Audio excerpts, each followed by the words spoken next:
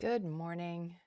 Sorry, I'm having a little technical difficulty. I had to restart my Thinkorswim. So give me a minute so I can get that going. Let's see.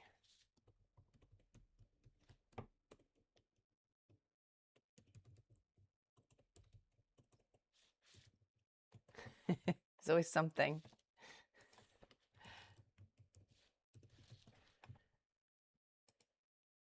All right, let me just get my security code and I will be logged in 16.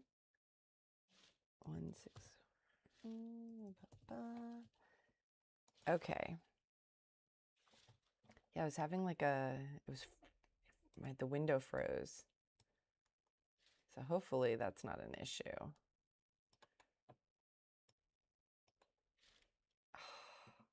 Yeah, there's some weird message that popped up about Juneteenth, but as long as I can see my screen. Okay, we're good. We're back. Good morning, Aligos. Hey, I hope you had a good weekend.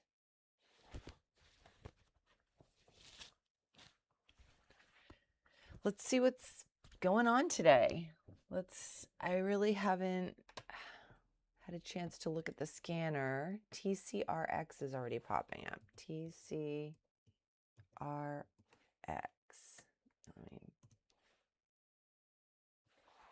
Lower my volume here.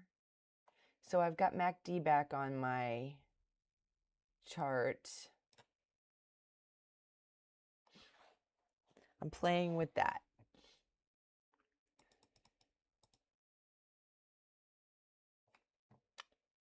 Okay.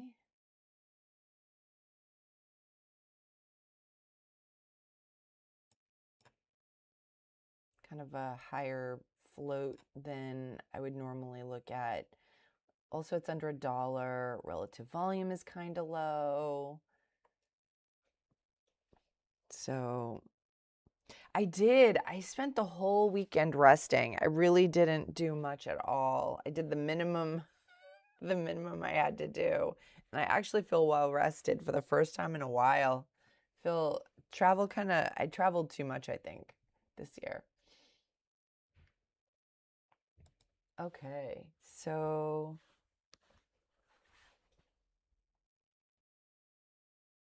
yeah, this is kind of, let's see, ICCM is popping up.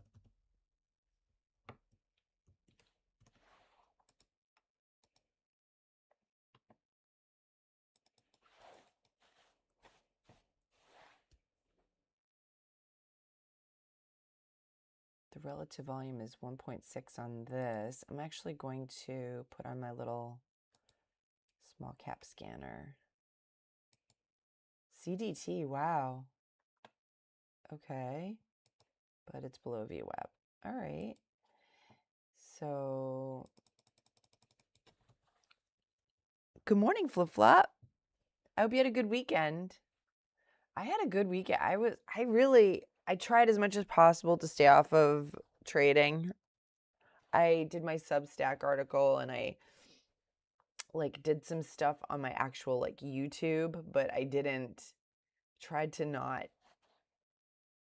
clear my head this weekend and really rest. It was good.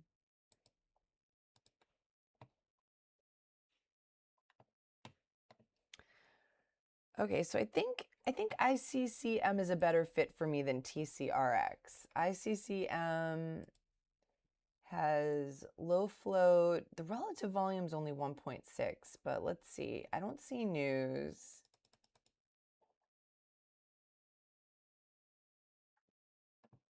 But I know this has been popping up a lot lately.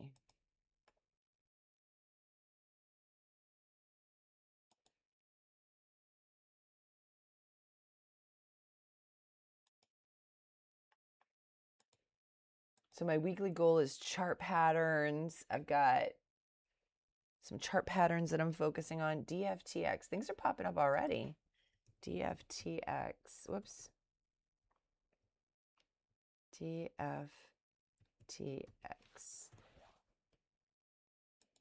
Oh, that's really high float, higher priced. I'm going to take that off my list. I'm going to be more ruthless about stock selection. I think I've been a little too lax about stock selection, so I'm going to be more ruthless about that. I've got my daily goal today is level 2. So let's see.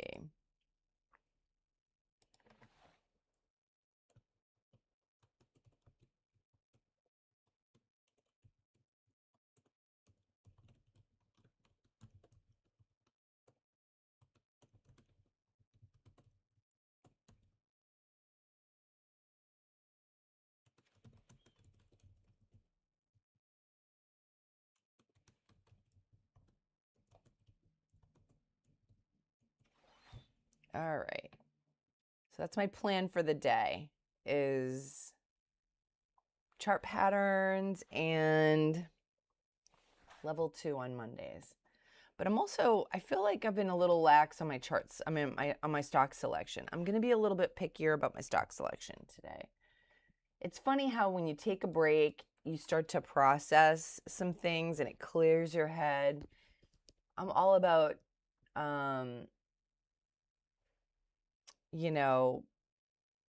hard work, but sometimes you need to clear your head. And that was really good for me.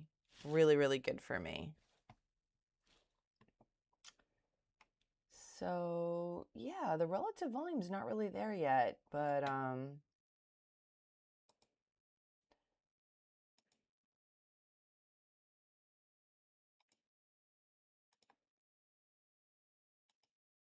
this is really interesting. Lots of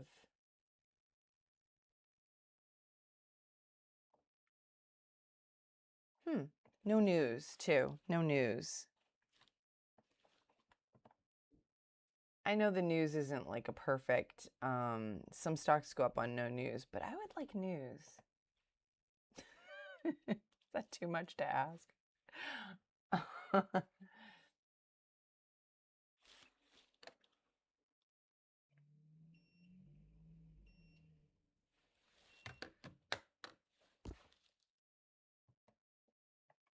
Yeah, I feel well rested. First time in a while.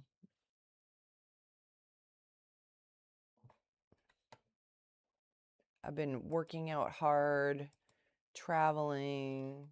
I kind of just needed a weekend to chill. I'm in Boston. We have like a ton of World Cup fans. Let's see. CRMT.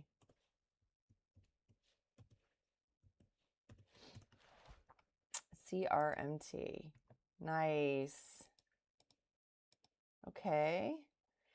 All right. So we've got float shares outstanding under 10 million. The relative volume's low, but this looks like it might have news.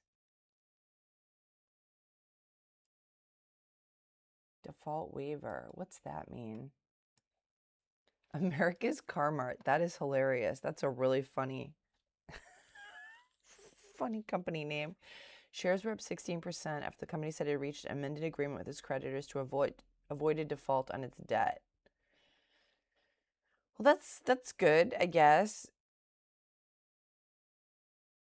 Okay. That's good that they're avoiding default on debt.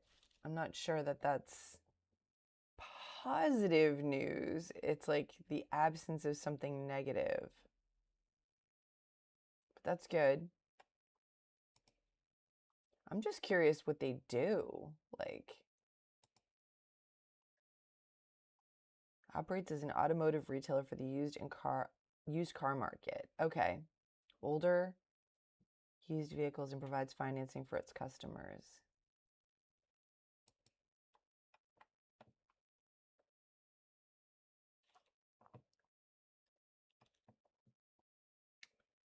Low relative volume, though. I mean, it's not a deal breaker, but I'd like to see it over 2.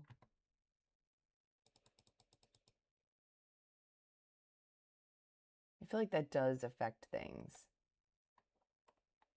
So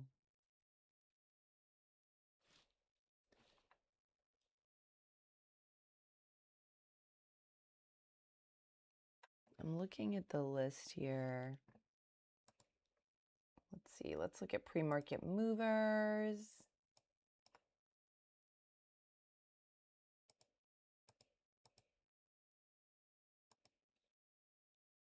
GETY. What about this one? It has good relative volume, but it's below VWAP now. Oh, that had news too, but that popped up at 4 a.m. Let's see. CRMT, yep. I'm looking to see if there's anything else that looks kind of good. This does not have any volume behind it. All right, these seem to be the two that are potentially in the running. Possibly.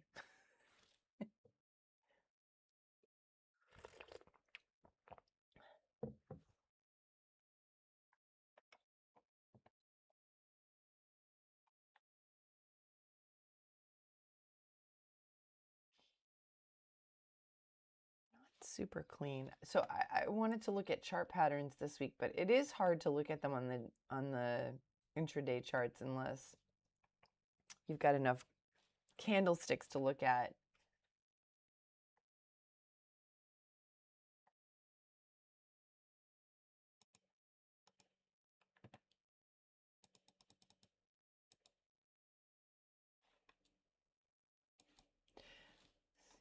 CRMT. So I put MACD back on my chart.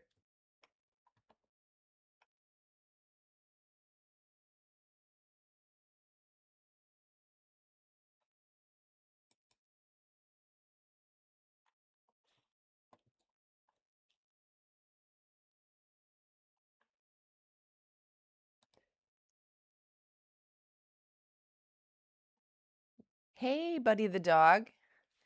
Yeah, ICCM doesn't have any it doesn't have any news. Yeah, that's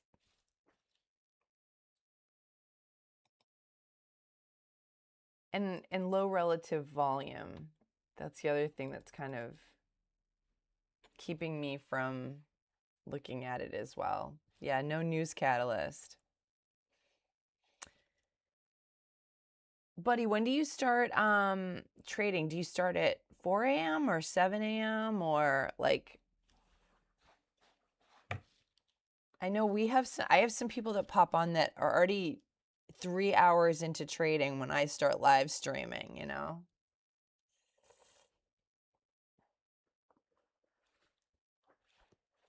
Yeah, I've been a little lax on my stock selection, so I'm going to be a little bit stricter on that today. That was one of the things, like taking a few days, because normally I'm studying through the weekend on trading, like study. Like I don't take a break ever. So taking a break, I was like, gave me like a mental reset. So, oh, okay. If it pops above a little whippy, yeah, like it is popping up and down, right?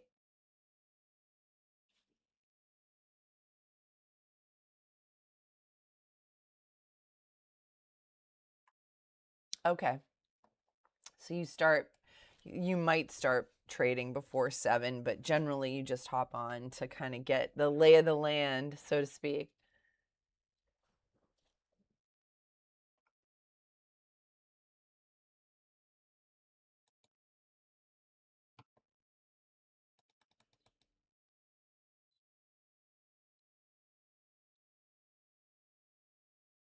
Yeah, I'm going to be a little bit, I think I've been lax on my stock selection. That was something that kind of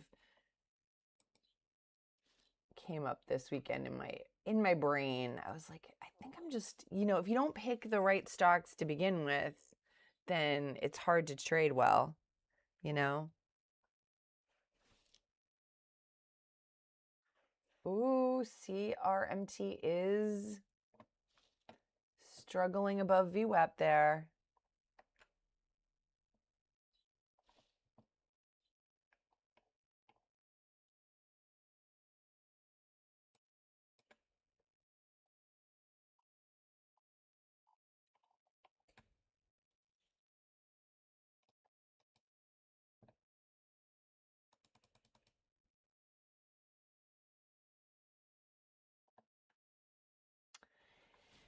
Yeah, I mean, I'll trade stocks without a news catalyst, but it is nice to have a news catalyst. It does make it a much stronger selection, right?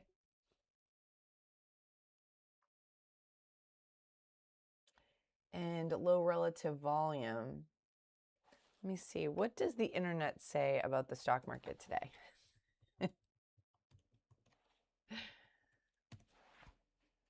Okay, US stock futures are trading slightly lower to start the trading week as investors evaluate ongoing peace developments in the Middle East. Of course, that's going to affect things. I always check Forex Factory now just to see if there's anything popping up on the economic calendar. S&P 500 futures are down, NASDAQ futures are down, and Dow futures have dropped. So, you know, that says a pretty tame Monday morning. Maybe everyone, look at, so see, ICCM is below VWAP. Sorry, trying to clean my glasses.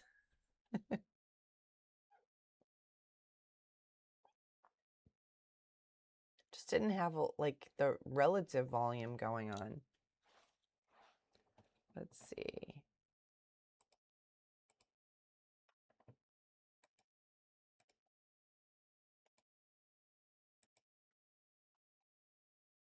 Yeah. I mean, again, I won't necessarily not, it's not that I won't trade it, but oh, look at CRMT flip-flop. It popped way up. Well, that's good. It'll give you, if it drops back down, it'll give you a nice trade. I like watching things from your point of view, flip-flop, because I feel like it's really helping me understand the other side of things. For sure. I mean, I'm not sure who it was. It might have been Stargazer that said like, oh, the patterns come in pairs, and just kind of thinking of everything as the inverse of the other thing. So obvious, but okay. Oh, wow, that's great.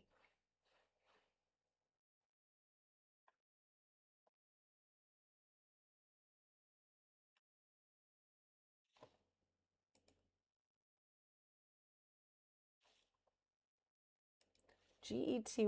Oh, that's below VWAP. See, this is where the VWAP, I did miss having VWAP on my chart. And I want to try to trade the VWAP reclaim, which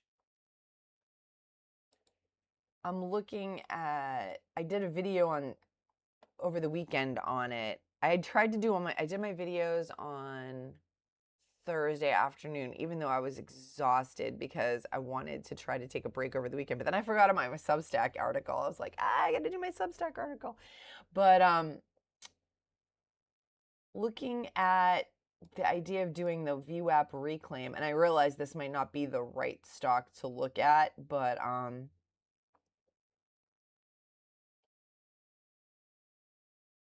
the one thing I miss on a lot of my trades is waiting for the test and then the retest. I just really struggle with that. And I don't really see how that would help here because it still didn't break over VWAP. It didn't hold over VWAP here. So CRMT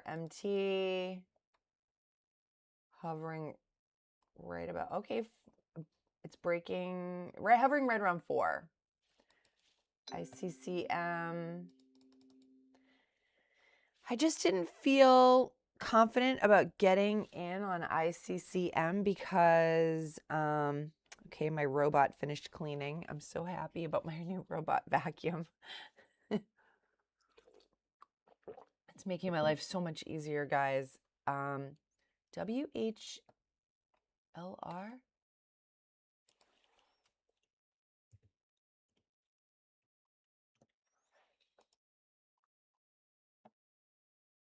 Really low float. Yep. And the relative volume is higher, but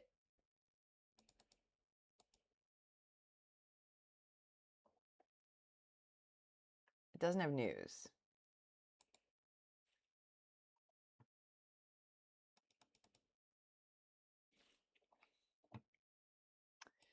So if I'm going to be pickier about stock selection today, I'm definitely going to encounter less trades, especially if the market's down a little bit, but we'll see what happens. It is kind of helpful to have VWAP and MACD back on my chart. I didn't really feel like the 9 EMA was helping me out.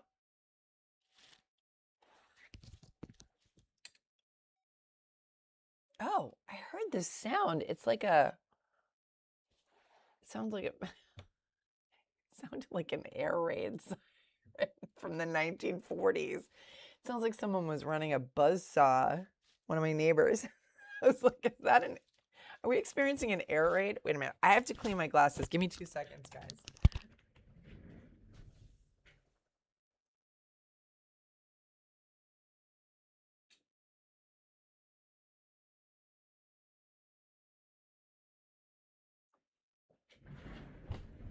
Okay, the edge of my shirt wasn't cutting it. The edge of my shirt wasn't cutting it. All right. CRMT is at 413, 415. Uh-oh. Are you going to ride this out, flip-flop? Oh, yeah, it's trending down. It's trending down. It's heading down. ICCM. Yeah, I'm just really,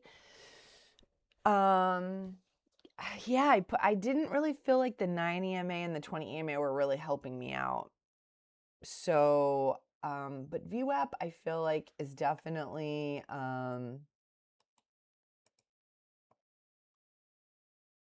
helping me out more than the MACD for sure. But the MACD is definitely, it's almost like,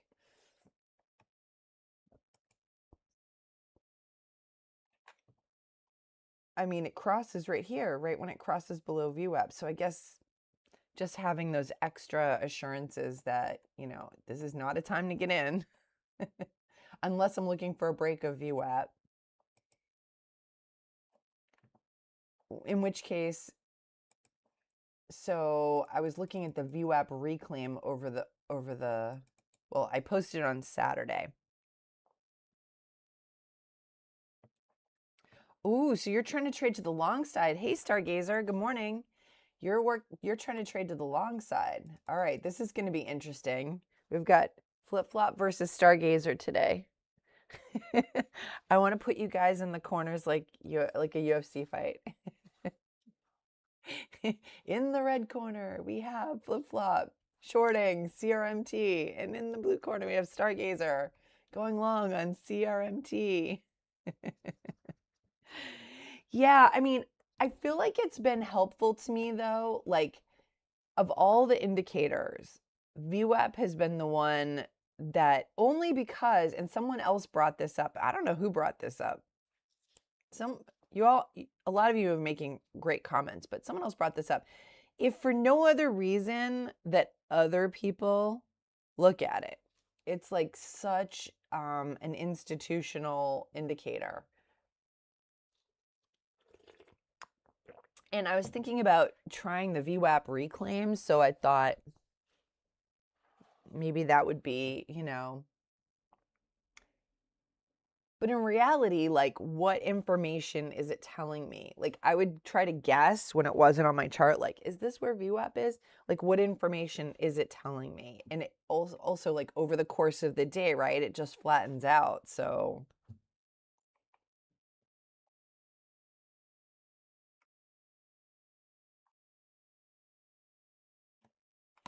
Let's see, anything else popping up? CRMT and ICCM. But ICCM is also heading down. WHLR. Well, that looks crazy. Look at that gap. Wait, this is the 1 minute chart? That's interesting. What happened here? So it closed here and then opened way down here. That's kind of crazy. All right.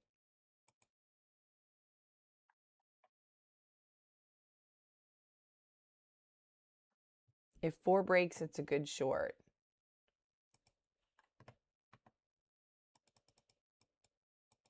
Well, it's interesting because it's kind of trending down, but not that rapidly.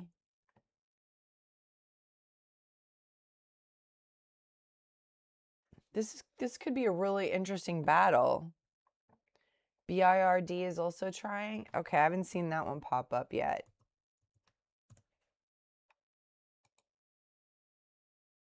Again, nice slow float.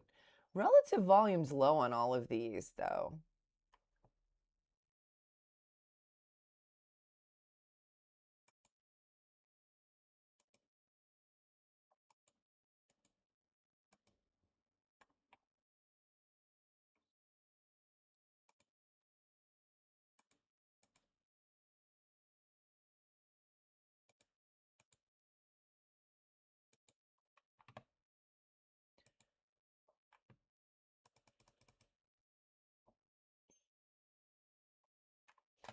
Again, no news. Right. Are you saying because of news at 7:30? Yeah, exactly. That's the thing. Maybe there'll be news at 7:30 on something. If we look at,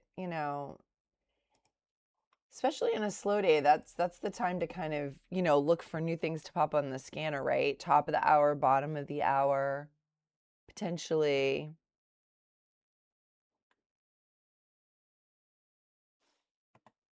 Let's see. Yeah, this is kind of interesting. It's trending sideways. ICCM not holding up.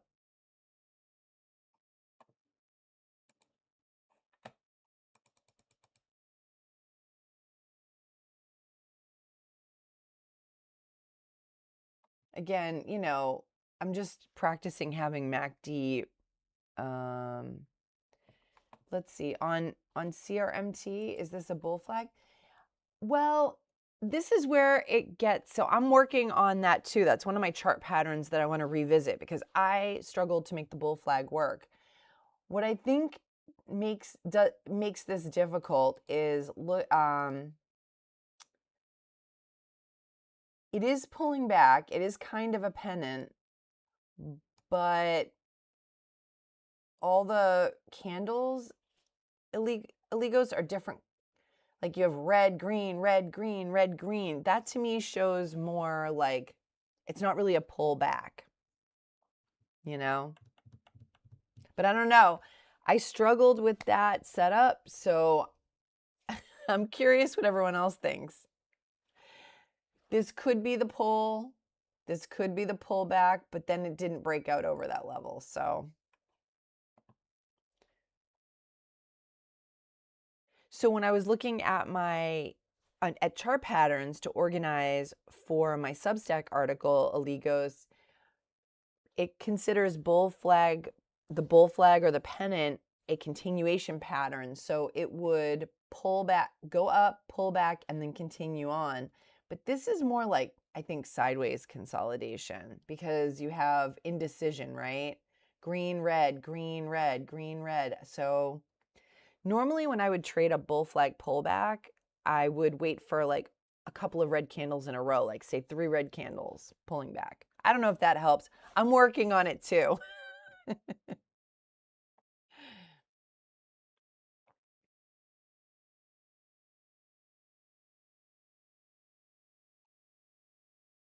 Yeah.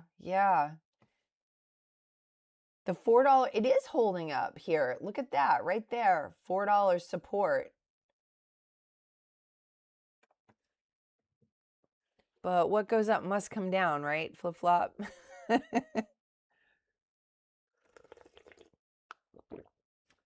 A, B, C, D, E. Whoa, Stargazer. You added a letter. A, B, C, D, E. What's the E? I already struggled to see A, B, C, D. This is A, B, C, D. Okay, E.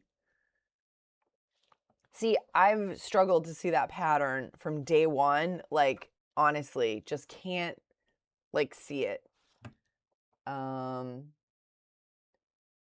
A, B, C, D, E. This is probably why I couldn't trade that successfully. But yeah, I wouldn't consider this a bull flag, but it is like a pennant shape. I'm going to go back to my Substack. All right, so pennant similar to a flag, but the consolidation is triangular rather than parallel.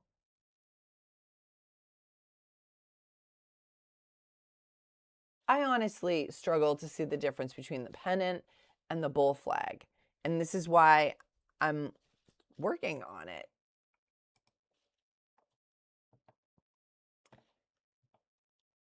This little pop here, buddy, you mean like the initial pop up or that has volume? Is that what you mean? Ooh, flip flop. Good for you. The second it dropped below VWAP, that's great. 48 cents. Are you kidding me? That's awesome.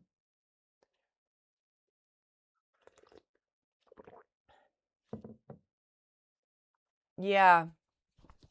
Smart. Really smart. Yeah, I mean, it did, right? It held up for a while.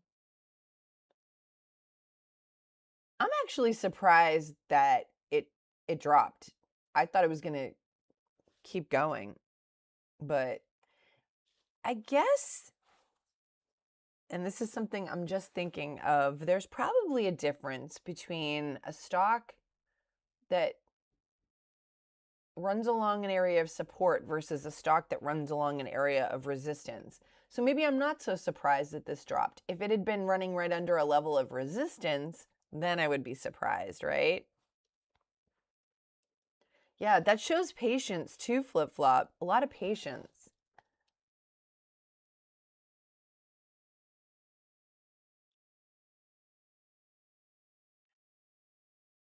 Sorry, I'm just writing this note down about the notes just really help me remember what I'm doing. Underlying support versus resistance. And I'm still struggling to see the difference between the pennant and the bull flag.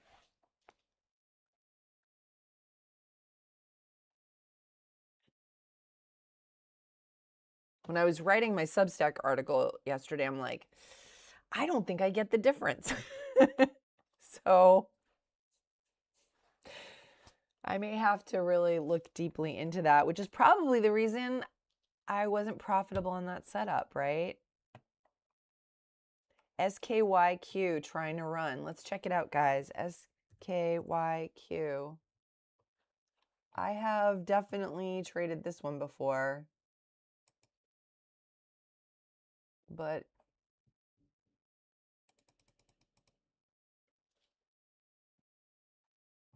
and they have news. They issued an update on Nevada refinery operations, enters operations with 10,000 barrels of inventory on site and more. And of course, oil, that is a very relevant, the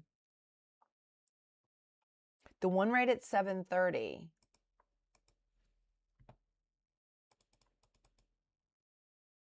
Oh, this one here?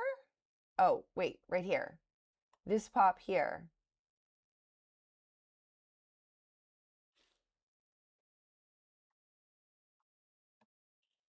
You got the locates for SKYQ, but it's still not high enough for me, right?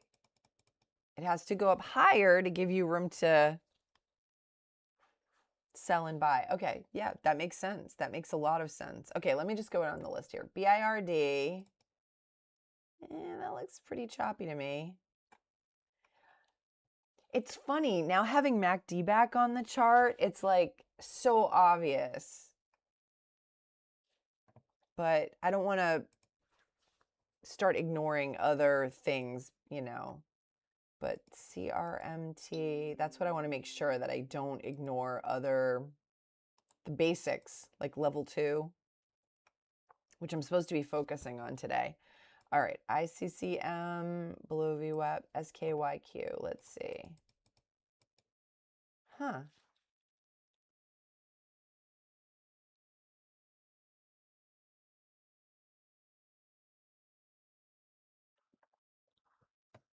Okay.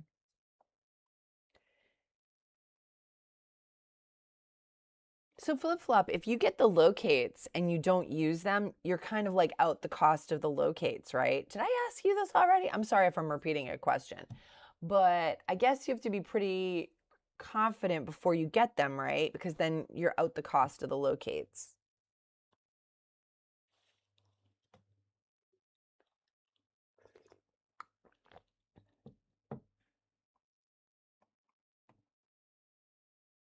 Or did I already ask you? I feel like I already asked you that.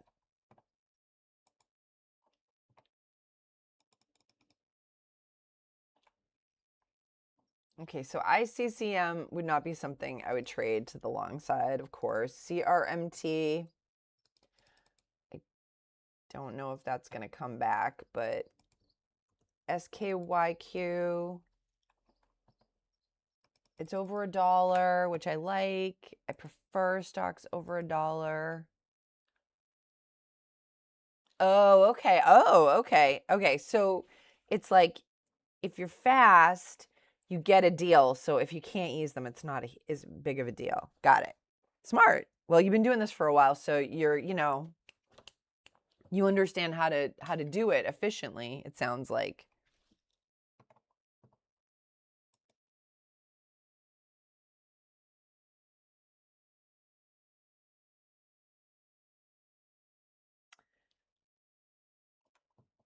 So this was a really nice run up with volume. That's nice.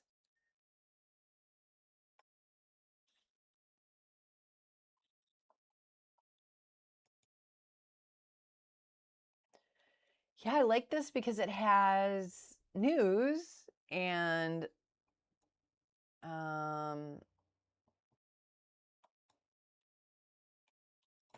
it's got news. That's really nice.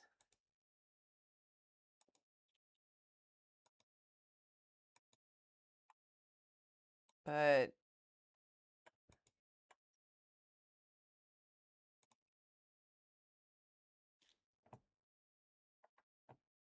SKM, I don't see that one popping up on my scanner. Let's see what's going on with SKM.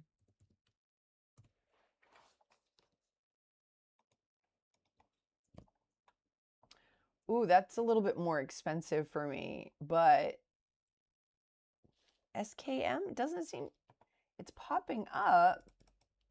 Is it? I must have the ticker wrong.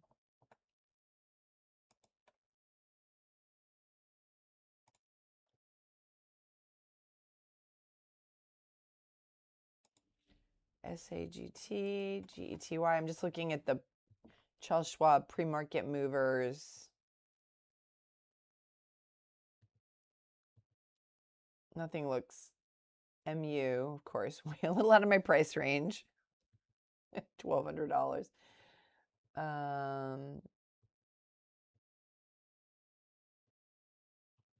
Okay, just kind of looking to see what's going on there.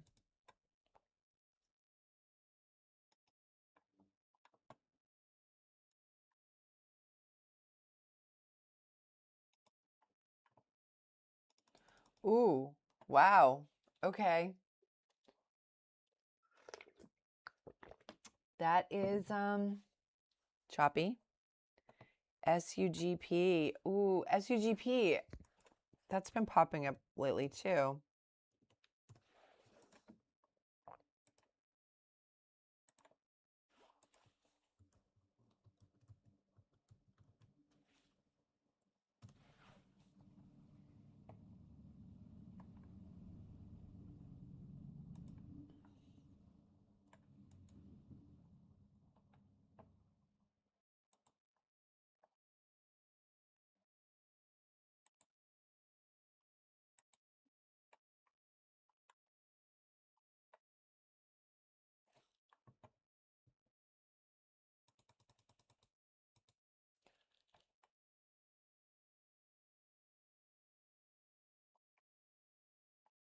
Doesn't have news, but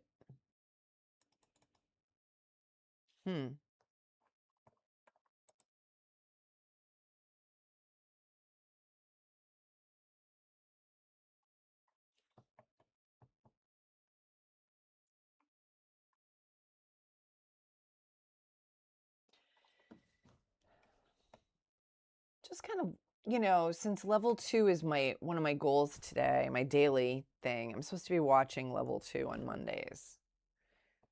I'm going to look at my list of drills. Let's see.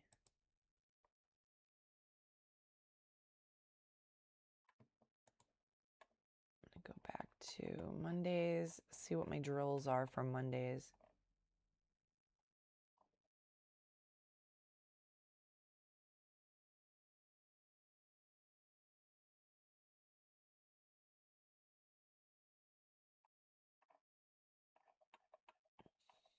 Mondays.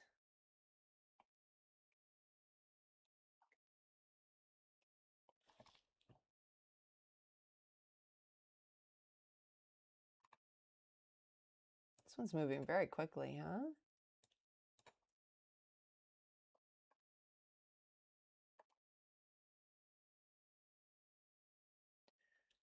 Low relative volume, but low float.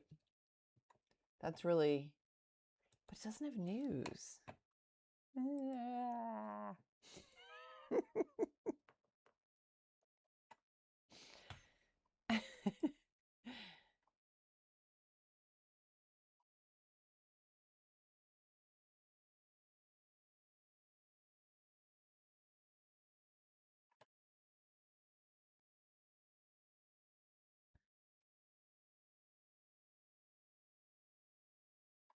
Okay, so interesting. I like how it's interesting, Buddy the dog. You're giving reasons not to trade it to the long side, and Flip Flop, you're giving reasons not to trade it to the short side. I don't remember how I did on SUGP.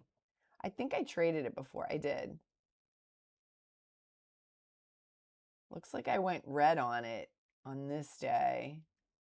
Looks like I've been red on it twice. So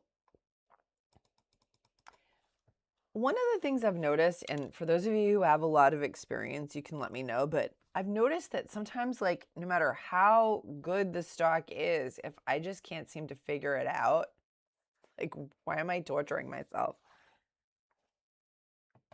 So, yeah. Out at 155. Oh, nice. Okay, so you got a piece of this action. That's nice, Stargazer. Good trade. You got a little piece of this here. So here, I mean, this chart looks good to me. Like, okay, so this is an opening Maribozu bullish. This is like maybe a spinning top. A closing maybe a shooting star.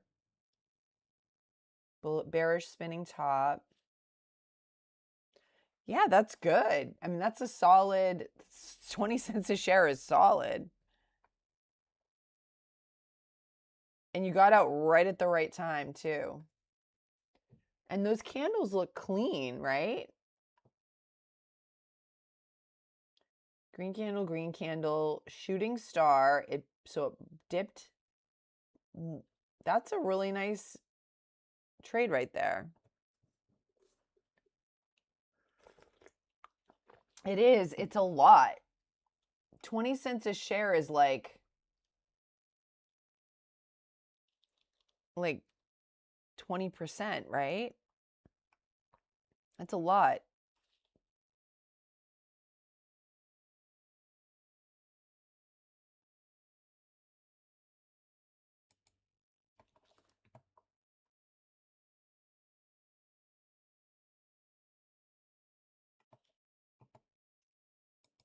Yeah, because if you have a stock that's like trading at $15, 20 cents a share, it's going to move more, right? But it's hard to get 20 cents a share in these small stocks.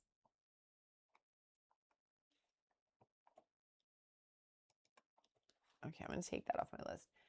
SKYQ. SKYQ. Weird. This is weird. Big red candle.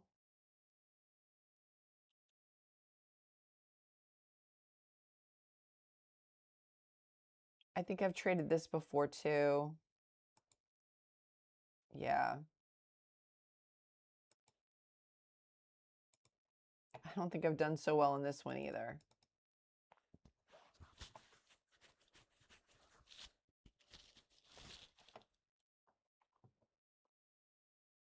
Wow, this big red candle, right? That's the dominant candle of the session. SUGP, let's see.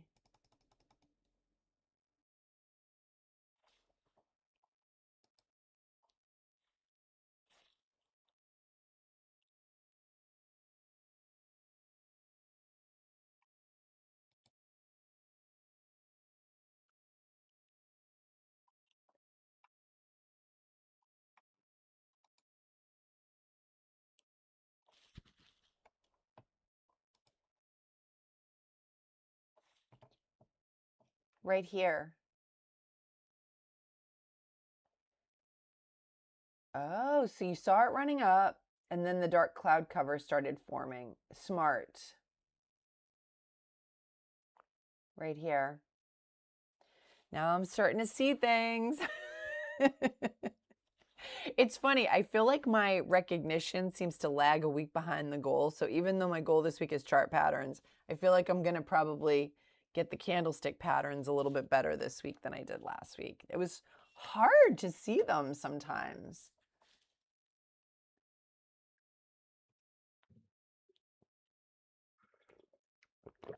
And this is something that is super obvious, but it didn't occur to me until I gave my brain a break over the weekend, but that the chart patterns are at points of, I even put my flashcards away so I wouldn't be tempted to do them over the weekend. But that they're all at reversal points, right? I mean, that's what we're identifying, reversals, right? Dark cloud cover is a reversal. So, dark cloud cover. Yep.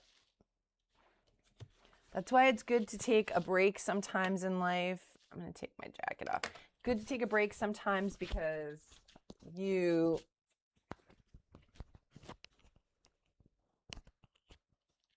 microphone issues. Good to take a break sometimes because I feel like that's when the information often synthesizes for me. You know, when I hit a learning plateau, I take a mini break and that kind of synthesizes things in my head. But yeah, realizing that like all these chart patterns that I was, not all of them, but yeah, because they're all in context, right? And they all signal a direction in terms of movement. But a lot of them are reversal patterns, which is what I'm looking for, right? I'm looking for reversals at the bottom so I can buy, and I'm looking for reversals at the top to sell. Yeah, it was good. I tend to overdo things a little bit. So forced breaks are helpful. SKYQ is at high of day. Let's see. Wow, broke back through VWAP. I don't know. Like I said, I haven't had good luck. I haven't had good luck on this, so. And this looks choppy to me. It's not really clean, right? Over 165? Maybe? I don't know. It's been too choppy for me in the past. I haven't done well on it.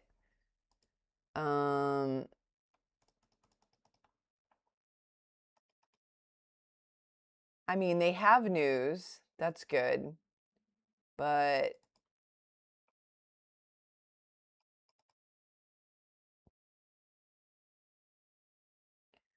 this big red candle concerns me. I don't want to get caught in a flush. I know let's see. That's like 20 cents there. Good morning, James. So now we've got this shooting star here.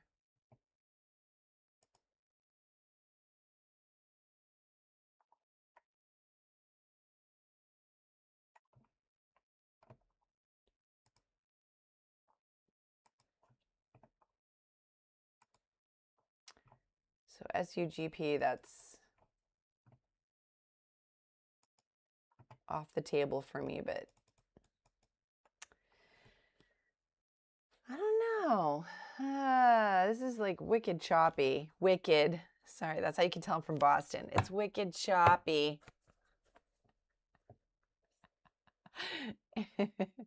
What a bummer. It's wicked choppy. I can't believe I said wicked. It's wicked choppy. MACD on the yes, I put MACD back on. I tried all my indicators on Thursday, but I didn't feel like the exponential moving average was really helping me. It was just visual clutter. Maybe I'll put it back on another time. So, but I don't know. The MACD I feel like is really, now I'm kind of seeing it more as like confirmation, right? Yeah, when I get like mad, which isn't very often, I'm pretty chill like 99% of the time, but when I get mad, you know, then my Boston accent comes out, or what, you know, or it pops out here and there. But I never really had a strong Boston accent as a kid because my dad was from Pennsylvania and he had no accent. He got rid of his accent completely for professional reasons. And so he had zero accent. So my mother had a Boston accent, but yeah.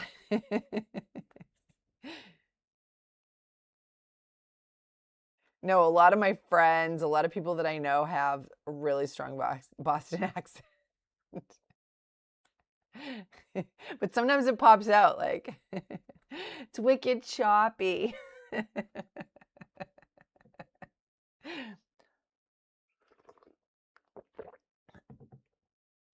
I know we don't swear in this live stream, but like I swear like a dock worker outside of it.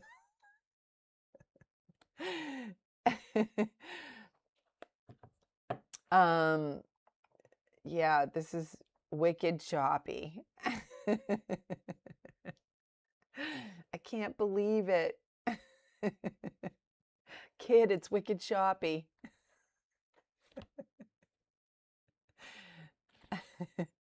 Grand Rising. Grand Rising.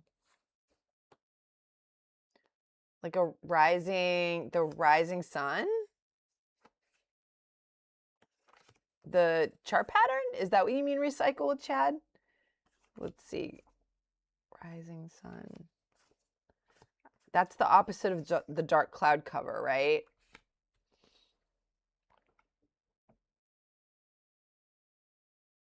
So right here. So if you're seeing them as they're forming, like Stargazer, you're way ahead of me. I'm still learning how to read them after they're formed.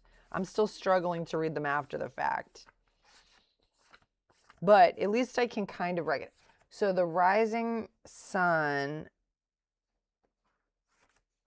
is the opposite of the dark cloud, right?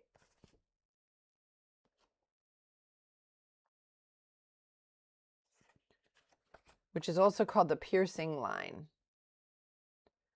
So this down here does look like it, except the green candle here, I have in my notes, and I realize this is just a guideline, but it says green candle closes above 50% of the red candle.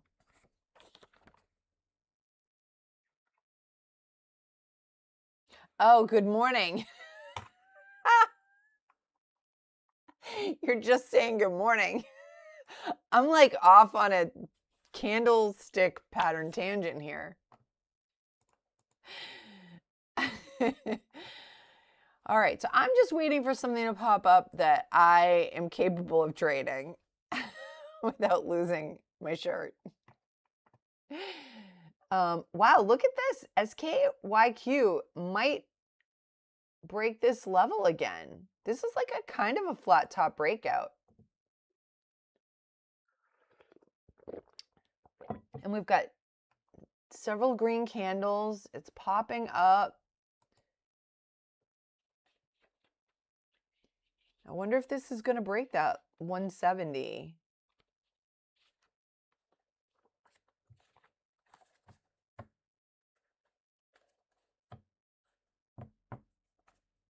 Yeah, I'm off on a candlestick pattern. This week my goal is chart patterns, but I seem to be lagging behind my own goals in terms of ability to recognize patterns. So you guys will have to bear with me. Oh, this is interesting.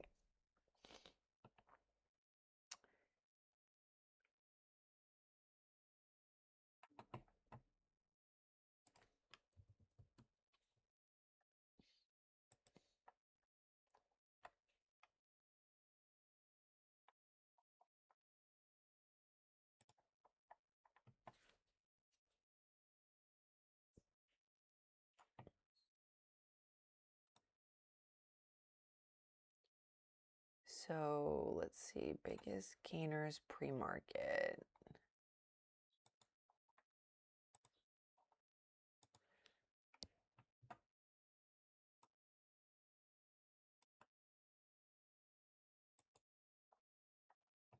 I am playing with chart watchers.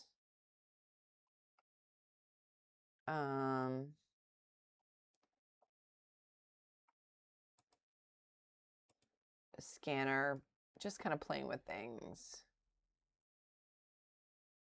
See if anything pops up. Kind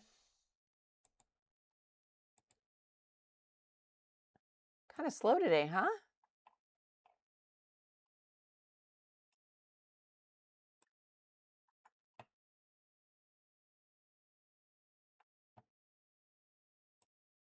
Ooh, super Naracmal, 5 green already. That's awesome.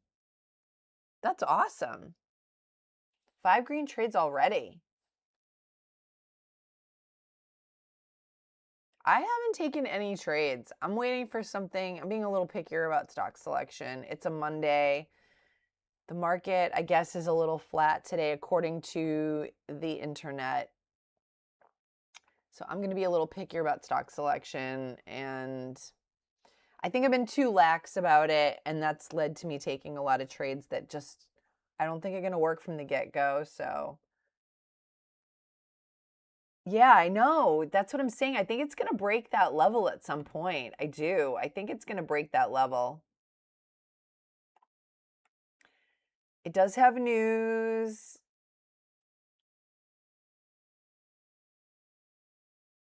It's a lot of trading on it. I think it's going to break that level. Look at this is where the MACD is helpful. It is kind of struggling to get green here. But yeah, I do think that this is a potential breakout here. Keeps testing that level, right? So I don't know. I think it's gonna pop up, but I'm just leery because this big red candle flushing down. I don't want to get caught in something like that.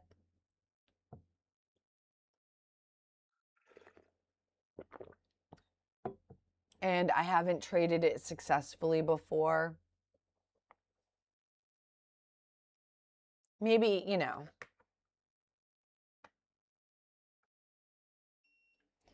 Yeah, so I'm supposed to be focusing on my level 2 today, and haven't really done much of that, but if I watch level 2,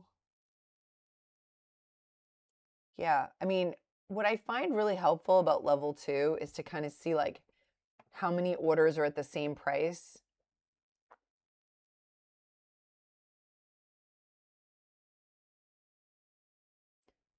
Because that tells me, like, if I put an order on there, it's going to take forever to get to my order, right?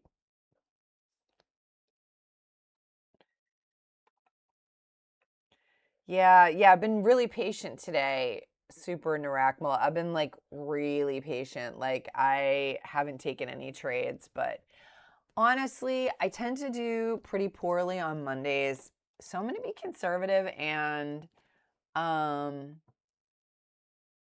I took a nice long break over the weekend, guys, which was really helpful. I didn't usually I study all weekend like a super nerd, but this weekend I actually rested. I didn't even socialize really much. I just kind of I had to work on Saturday and then, wow, look at this. Interesting. So this here is a doji star, right?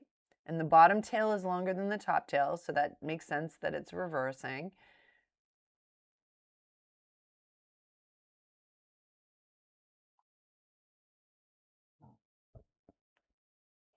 Really interesting.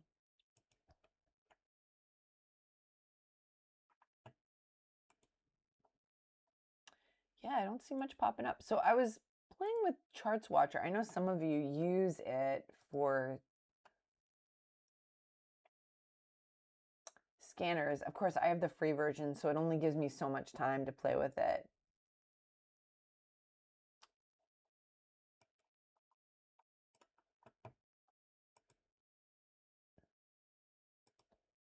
How is the stock market doing today? Mostly flat to slightly lower. So here's that waiting game, right, flip-flop?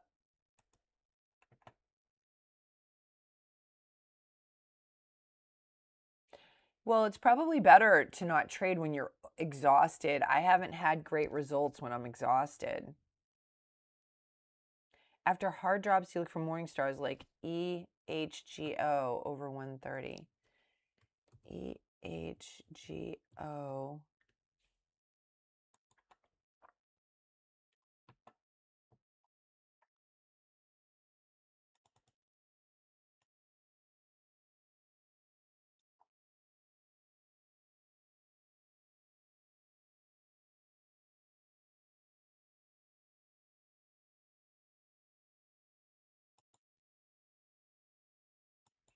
Over 130.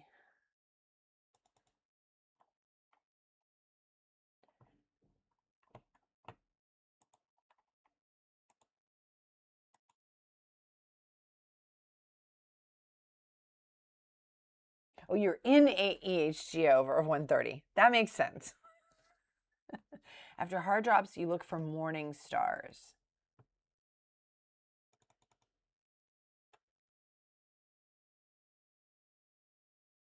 So I'm still not seeing the patterns that great, but that makes sense. After hard drops, you look for morning stars for the reversal. That makes a lot of sense. That makes a lot of sense.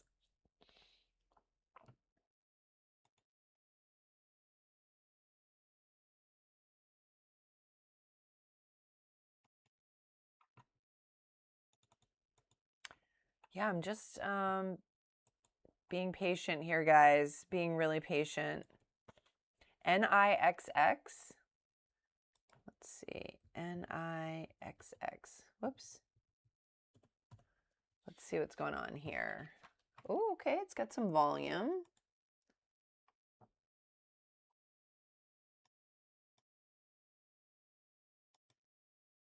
I can't. Why won't the float? Okay, 22 million for float.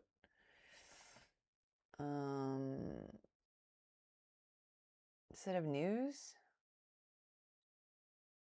It does. 8 a.m. news. Secures offtake agreement supporting.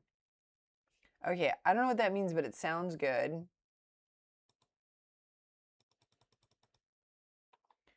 Sounds interesting.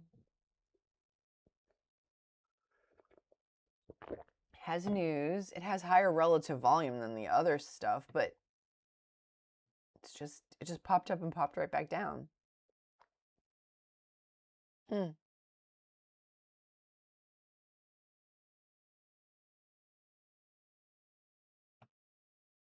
That's crazy because that sounds like good news.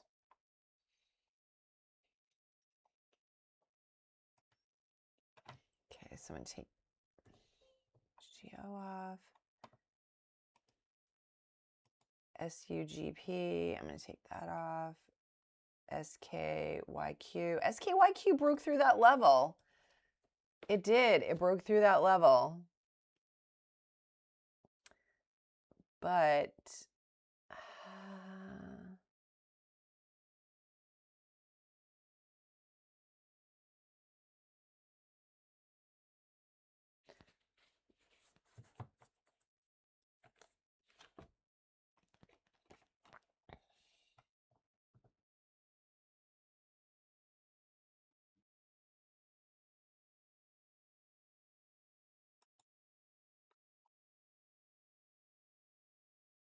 looks like it's rejecting.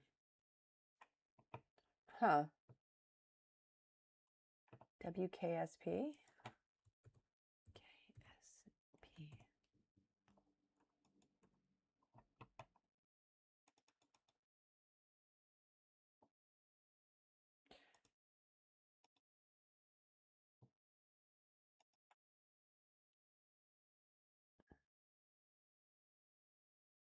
WKSP is going crazy.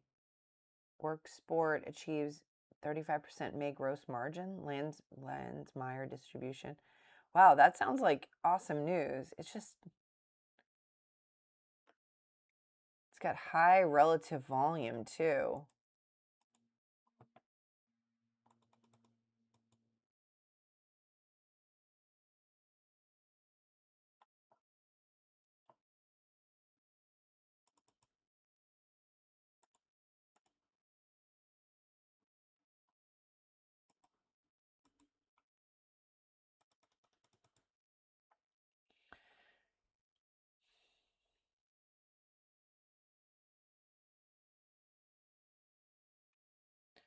Came up, pulled back, popped up again, strong green candle. This is like some indecision. Strong green candle.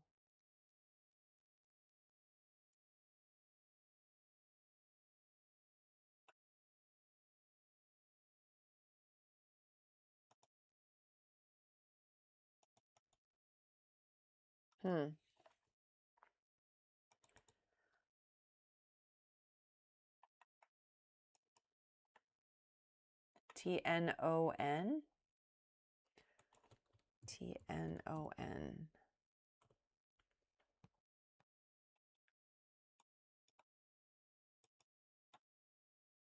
Another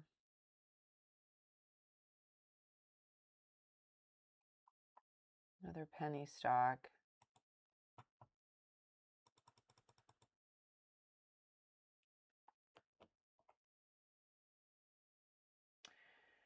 So I wonder if there's a pattern when you see like this. I've seen this a lot lately where there's like a green candle with no top tail and a red candle with pretty much almost no top tail.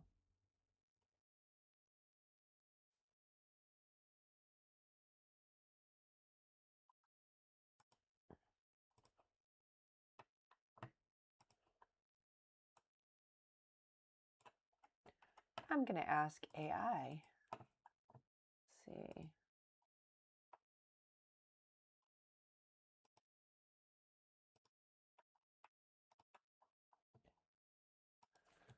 I'm going to ask it, what is this pattern? What is this chart pattern? Let's see what it says. That's bearish engulfing. The large orange bearish candle's body completely engulfs the body of the preceding bullish candle, signaling a potential reversal from bullish to bearish. So this is bullish engulfing, but it doesn't really. The body doesn't completely engulf the up. It's heading up now. The red horizontal line suggests this occurred near a resistance level which strengthens, well, don't listen to me, AI. I didn't put that there with any real knowledge. AI should not look at what I'm doing. SKYQ tries again to break out. Yeah, I can see it's at 170 something. 176. 178.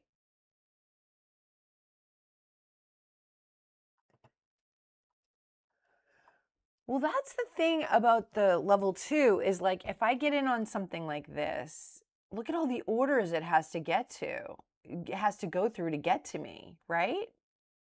Am I looking at it the right way? Because I feel like that's what's happened to me in the past.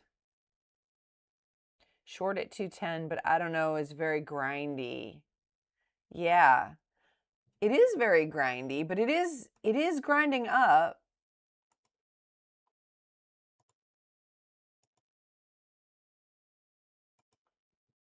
But will it pop back down? That's the thing, right? WKSP. So AI is wrong. This is not a bearish engulfing. That annoys me so much.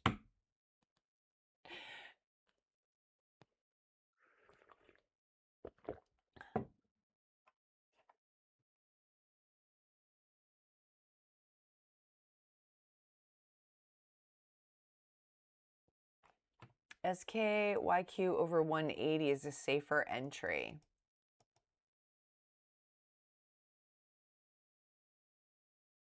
Yeah, I don't know. This is a little, I know it has news, but this is so choppy to me, and all these chopping tails, and NIXX popped up and right back down. Okay. WKSP.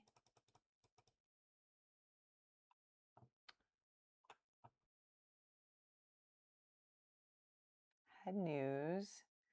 The relative volume is off the charts on this.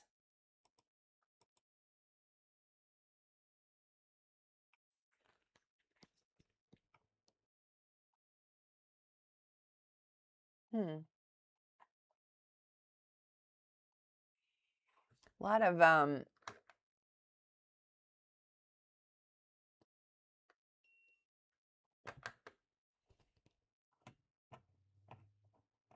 lot of stuff to watch, but I just haven't felt like pulling the trigger on anything today. Haven't really felt like pulling the trigger on anything. TNON, that looks choppy to me. NIXX. They had good news, but yeah, I'm not feeling like SKYQ. I'm just like fascinated by this situation.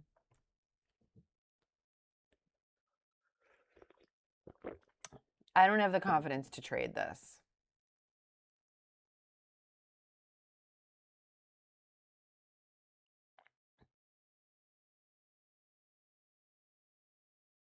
It's one of those things that looks good in hindsight to me.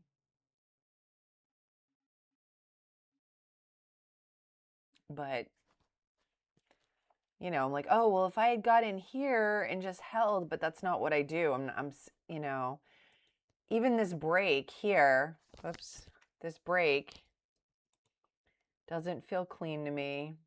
But for those of you who are more experienced, you can probably see opportunities that I'm not seeing.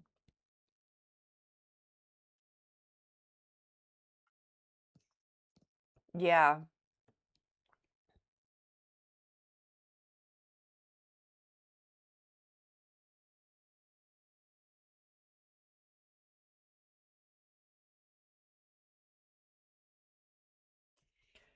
So there's less volume than here, but there's still a volume. WKSP. I didn't get in on this, but there's a flat top breakout brewing. Ooh. There is definitely a flat top breakout brewing here.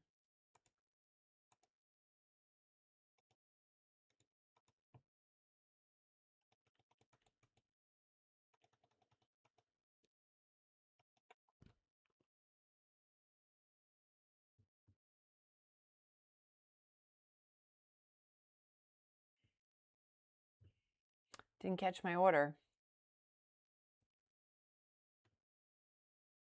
There we go. 93.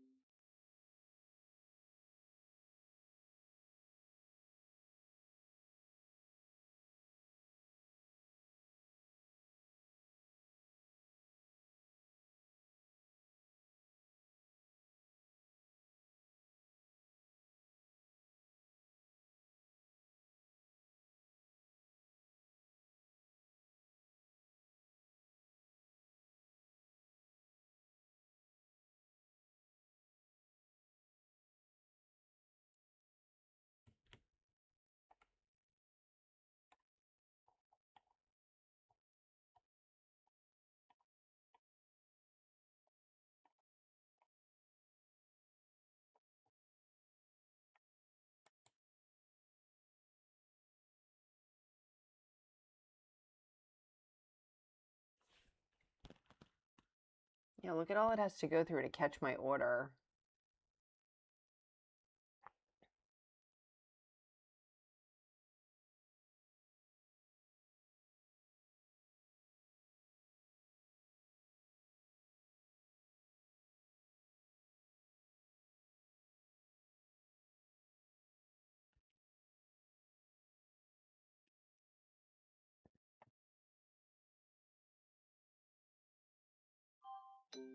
Yeah, I just wanted to get out break even.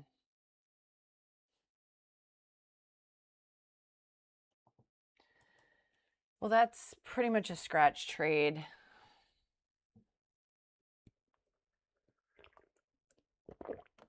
I would call that a flat top breakout, but it didn't work right away. It just kind of suffered for a while until I was able to get out break even.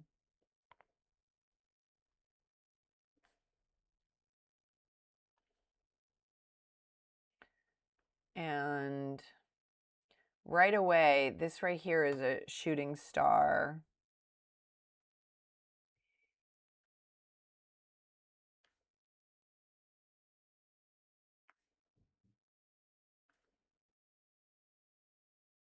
The entry candle formed a shooting star. And then I was able to get out on the next one, but barely. Barely made it out alive. A rising wedge. Rising wedge. That's what it looks like. I think I have that one here. Rising wedge. Rising wedge.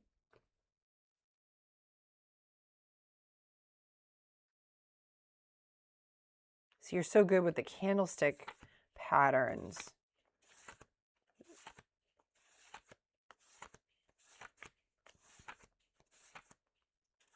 Oh my goodness.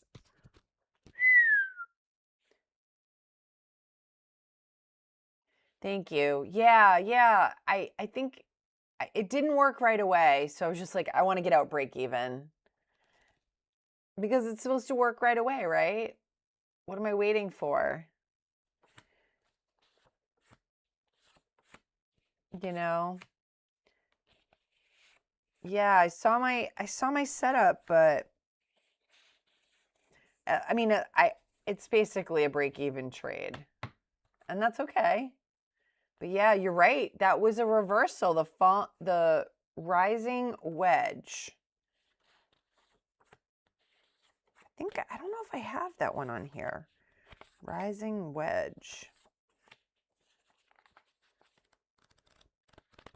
I don't think I have that one. Let's see.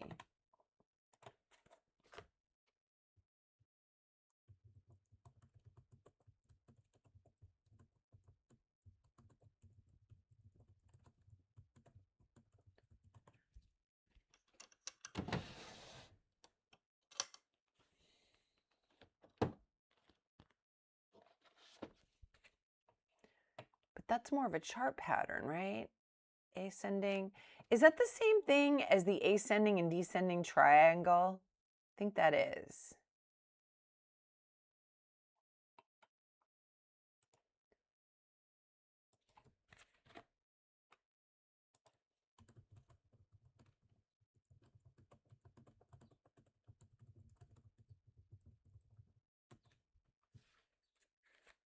No, a rising wedge is not the same as an ascending triangle.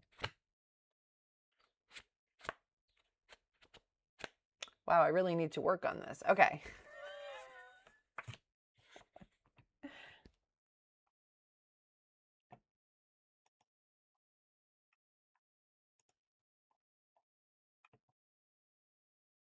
You know, rising wedge, you get micro breaks higher, and then the algo dumps the stock and takes all the long money. And that, look at that. That's what it did. That is what it did.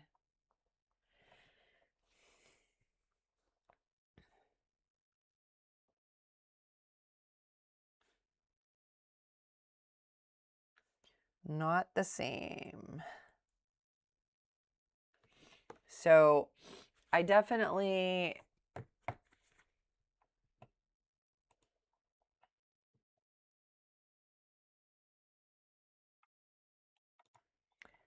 okay, key differences at a glance. Because I didn't put rising wedge on my patterns. But you're saying it is a reversal. So, because I have my patterns organized into continuous and reversal.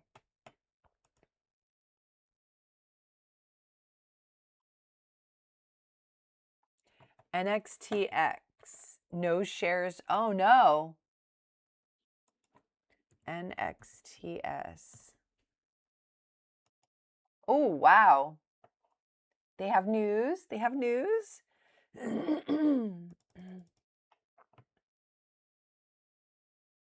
Very low float.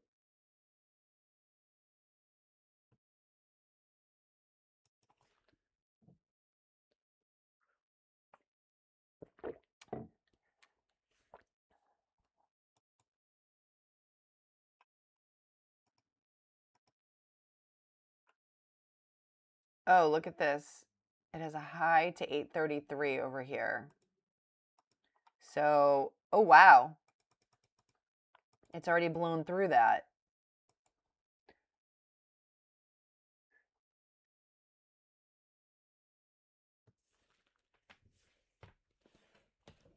Oh, wow.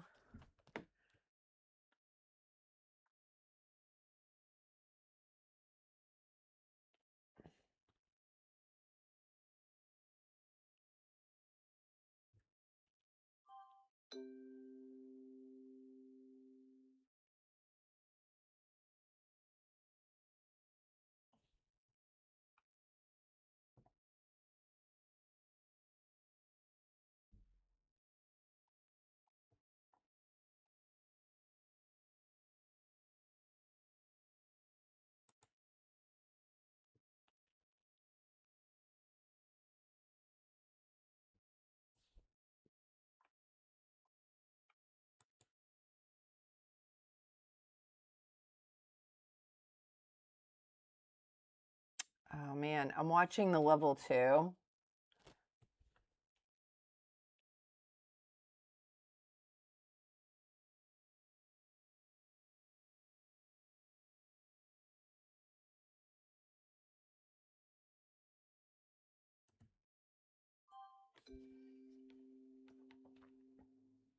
Yeah.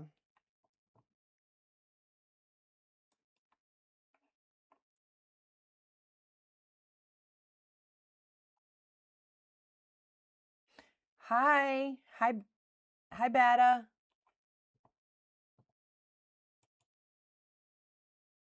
I got in for momentum, but it just right away flushed down. So I got in too high, too extended.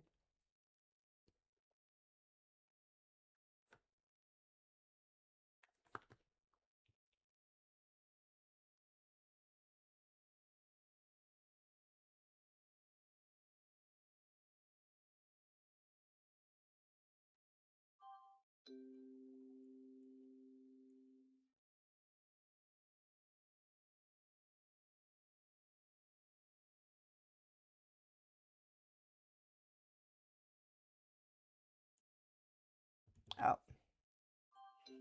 Okay, that was two bad trades.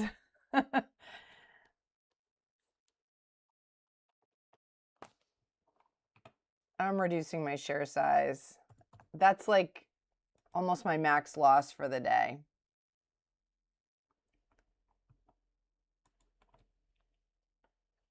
Well, that was ugly.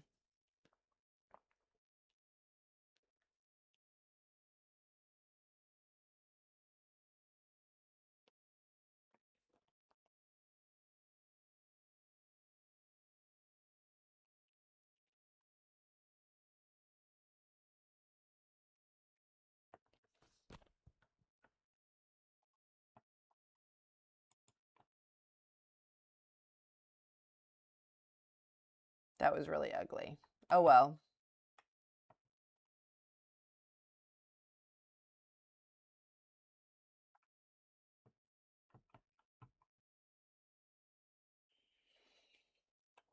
I was so careful all morning. Oh my God.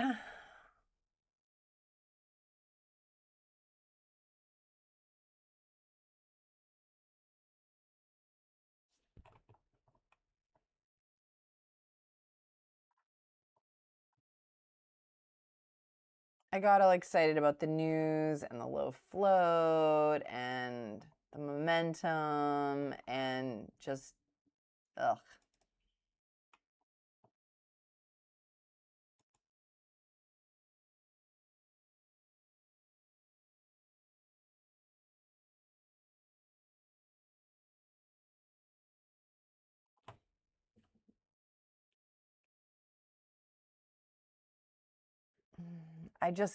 I don't know. I just couldn't, I felt like I couldn't risk taking a bigger loss. I mean, in hindsight, yeah, I should have held on to it for sure in hindsight, but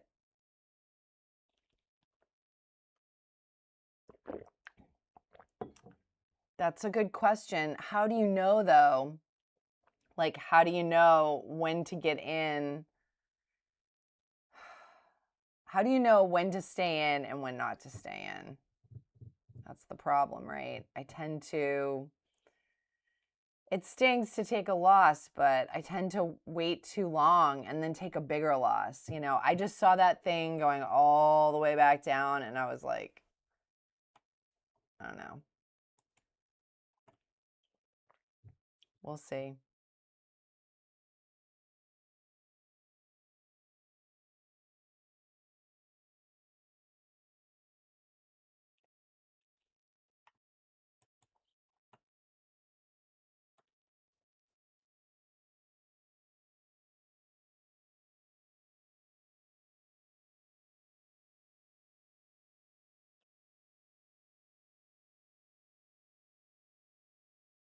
That's true. Ugh. Yeah. Things to learn.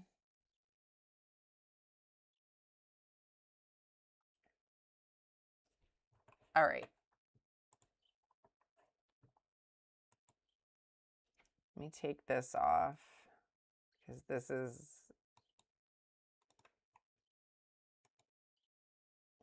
SKYQ is still grinding higher.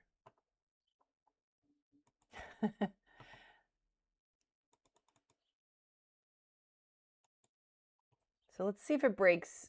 If it breaks 925, I'll get in, but much reduced share size.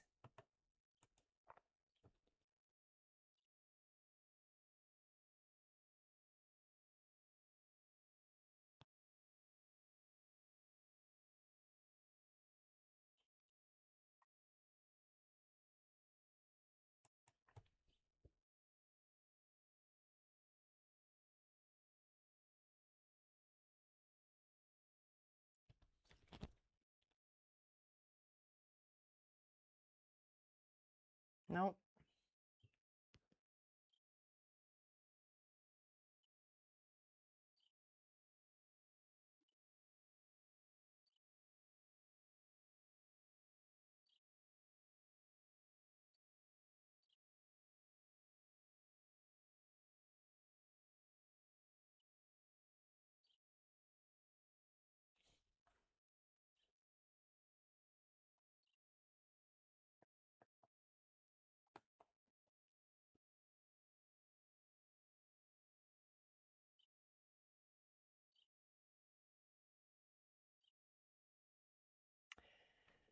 I don't know. Even if it breaks 925, all those topping tails, this looked good running up.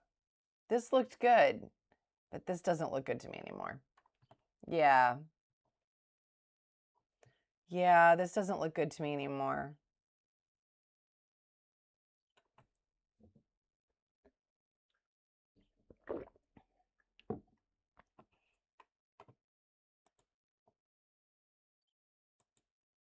Crazy how quickly it can go against you.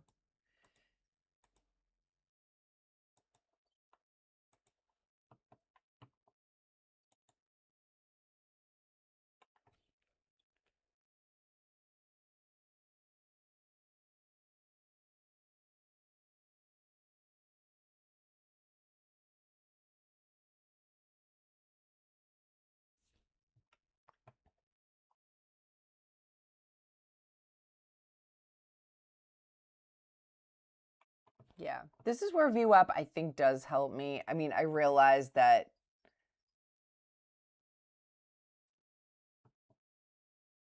I think it does help me here say, okay, pump the brakes a little bit. And looking at the MACD window's closing.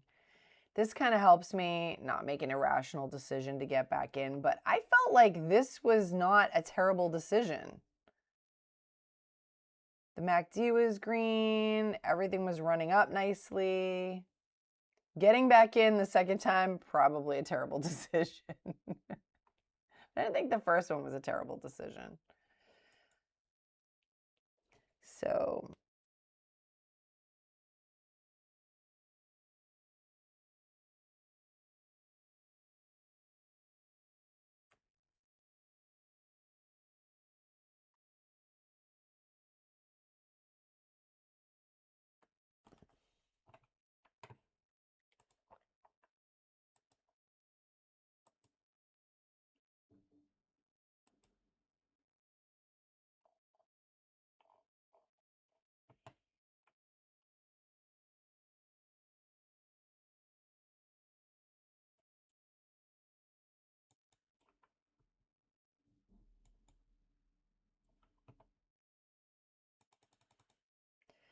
SKYQ.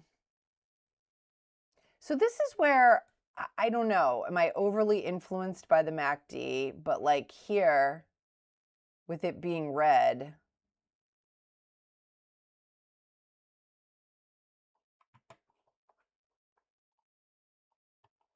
I don't know. We'll see.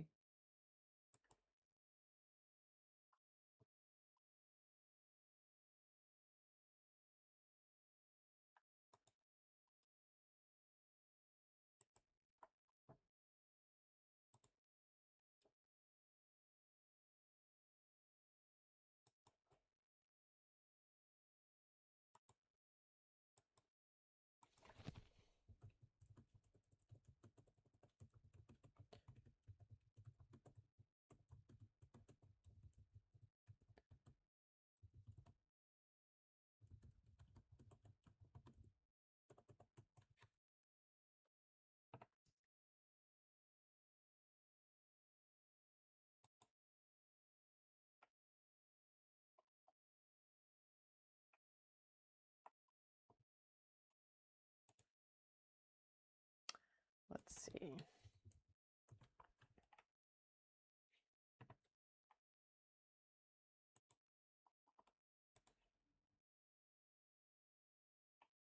So since I'm just kind of in a holding pattern waiting, oh man, look at that.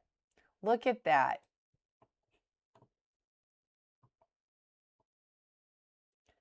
DFTX, that was on my, that popped up earlier. DFTX.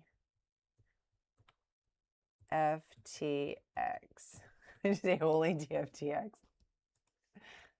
Wow. Yeah, that's too expensive for me though. Wow, look at that. $33 to $38.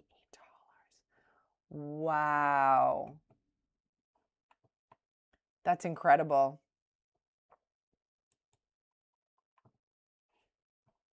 That's incredible.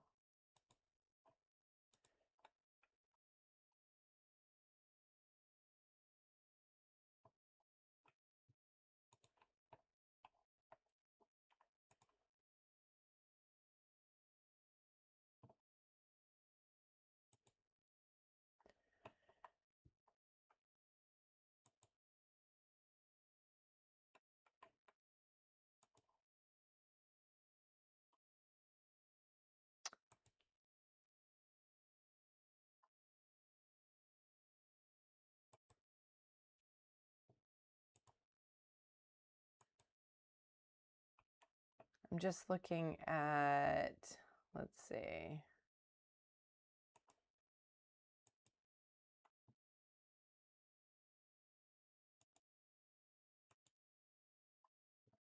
I'm looking at FinViz because I signed up the other day. I want to see if I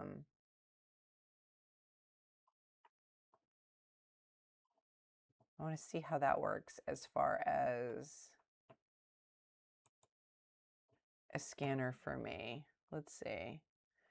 Under 10 million.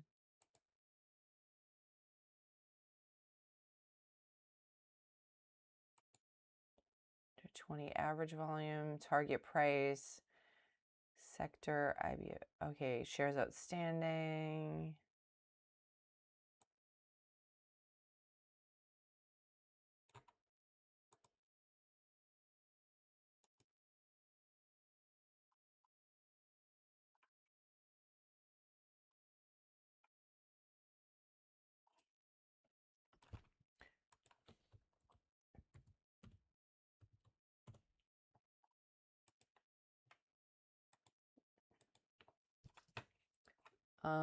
Just kind of like figuring out FinViz because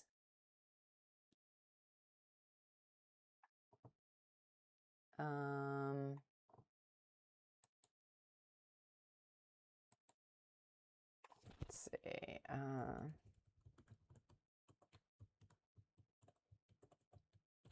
Looking for another option.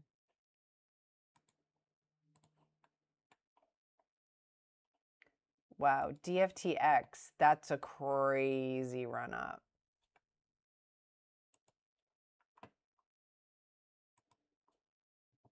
SKYQ coming down the backside. NXTS never really came back up. I mean, I'm glad it stinks that I took pretty much not my max loss, but close to it. But honestly, it's better than holding and hoping and praying. I mean, I could have got out green if I had held on to it, but I don't know. I still think I made the right decision to get out. I don't know.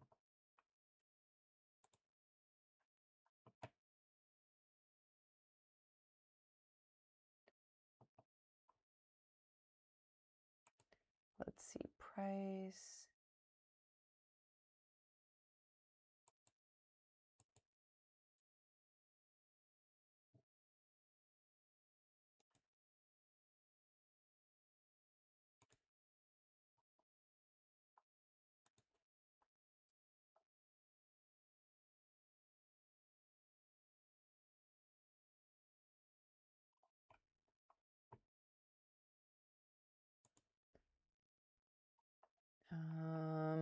I don't know if any of you use FinViz, but it's got a lot of options. A lot of options.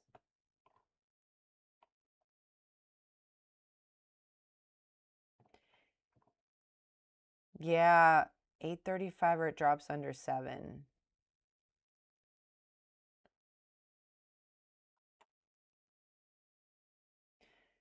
So that's right about where VWAP is. So maybe VWAP is a reliable indicator, right? Possibly. Ugh, I got it right at the top. Those momentum trades, they're killing me.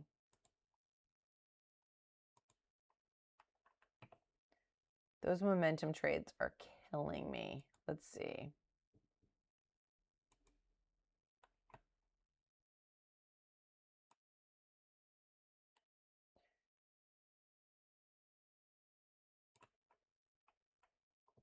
So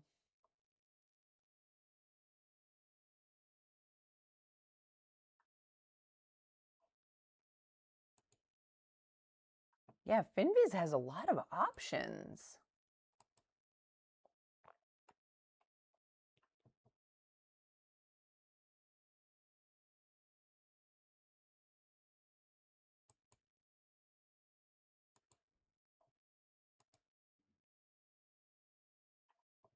WPRT.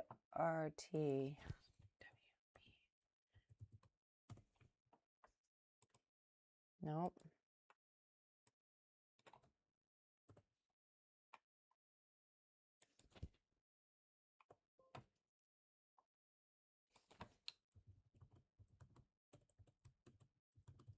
How do I create a scanner in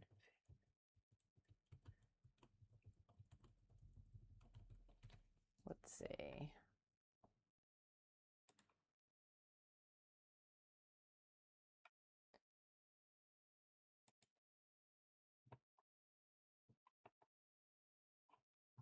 For NXTS,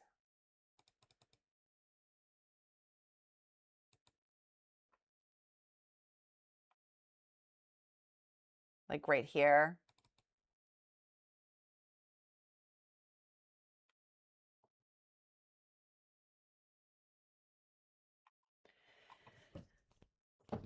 I don't know. I'm sure. I don't think I'm seeing it. I mean, the second trade was clearly a dumb move. But the first trade, you know, I was trying to get in on momentum. This one had a nice long tail. It just happened to flush. The second one was just sheer stupidity on my part. But I don't think holding would have helped. I mean, I would have gone green, but ugh.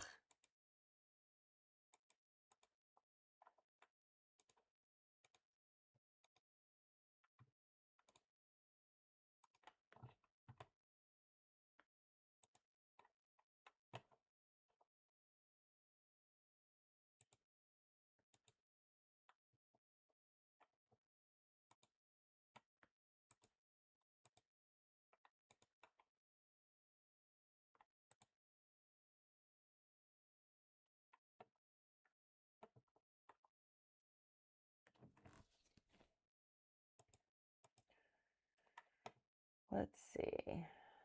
So I'm just going to tag these trades. This was a flat top breakout.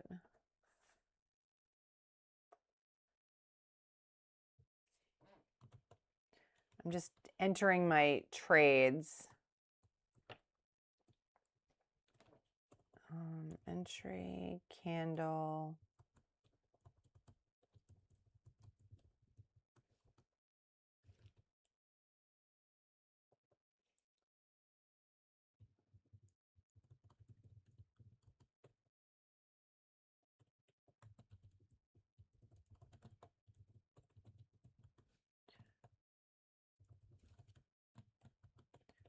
Rising wedge signaled.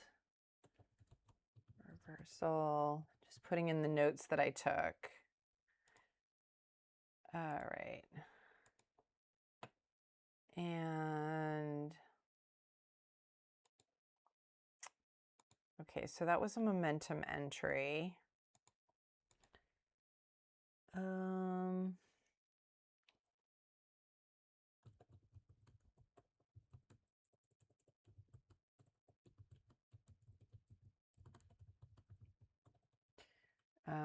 Okay, previous candle.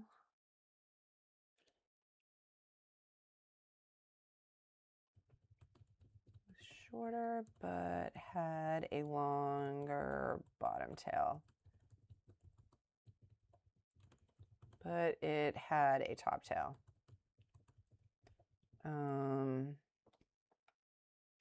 Okay, the second trade is the one on NXTS. That was the dumb one.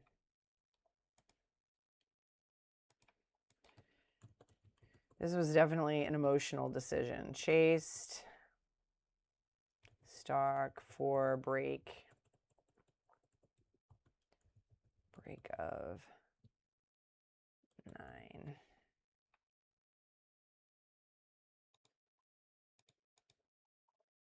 That was dumb. All right. Well, at least they're logged. And let's see.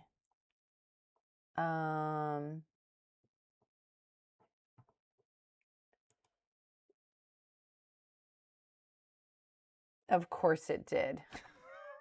Of course it did. Of course it did. This was like a nice flat top breakout. This is what I should have been trading. So this confirmed one above. I could get in here, but I'm only trading with 10 shares. So I'm gonna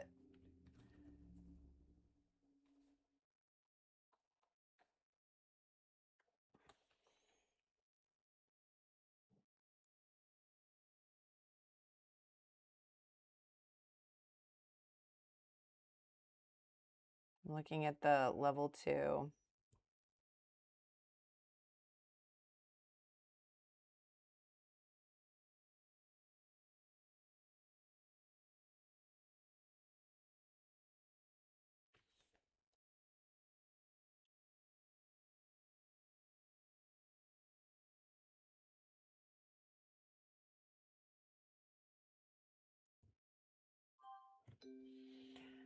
Okay, well, that was successful, but it was only with 10 shares.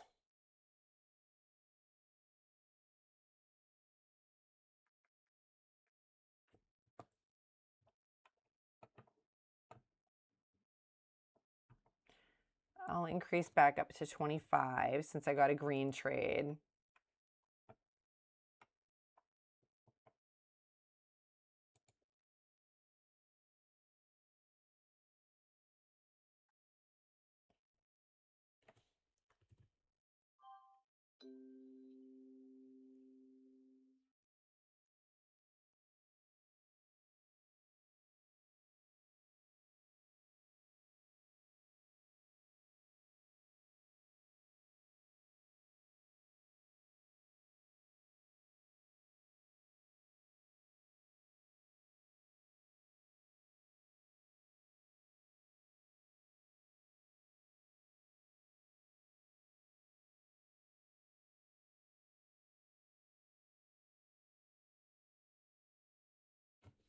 Can't see the tape properly.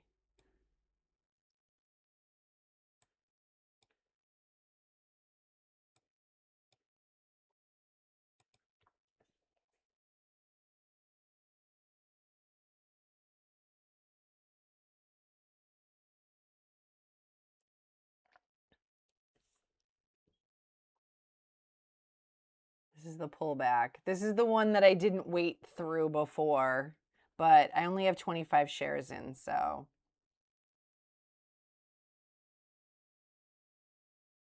At 1083.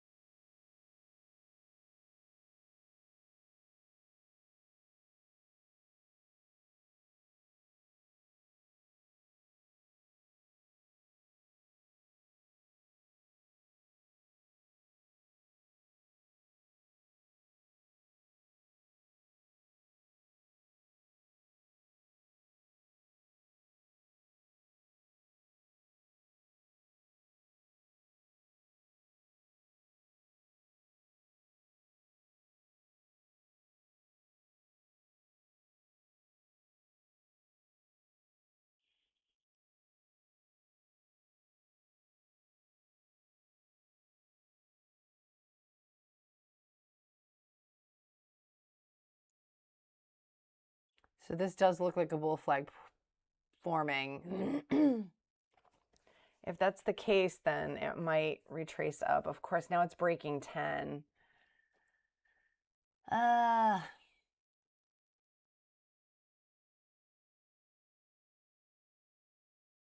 it's popping back up above 10. It's hovering right around 10.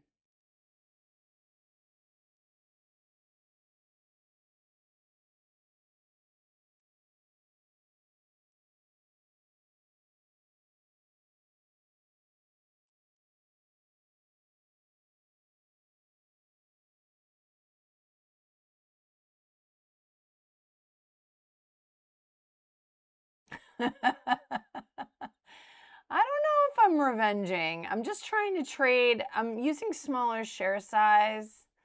I think I'm just trying to trade what I'm seeing, but with a smaller share size, because I am seeing opportunities. I'm trying to not overthink the fact that you guys are watching. If I were by myself, I would take these trades with smaller share size, which is what I'm doing. So we'll see.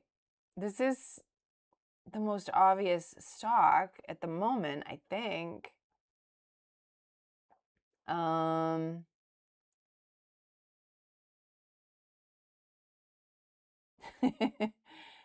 You know, let's see what happens, but it's not really, the volume's not going up with it. That's the thing that's kind of concerning me. I want to see the volume popping up here with this, and I don't, which makes me think it's not really gonna continue. These are those false breakouts I always got caught in.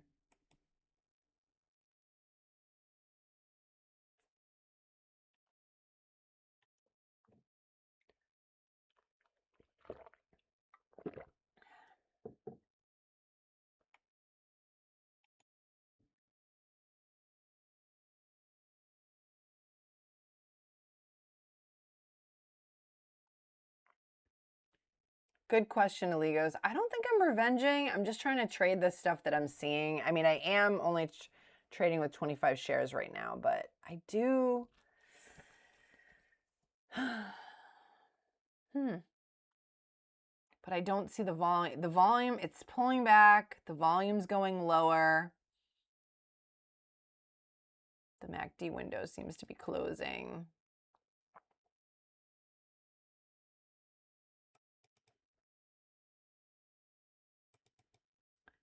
So what point do I say, all right, it's not just a pullback anymore? It's hovering right under 10.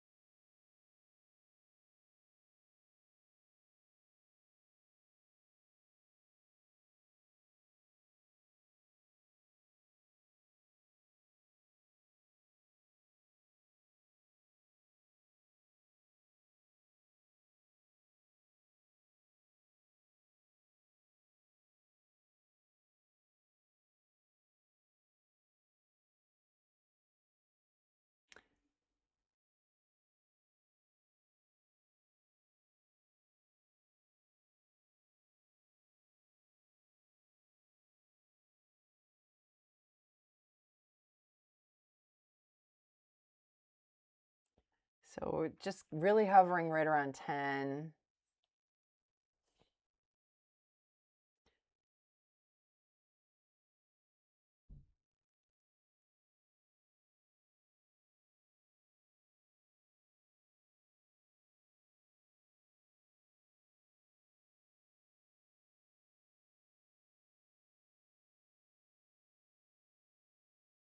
See if it's a real breakout or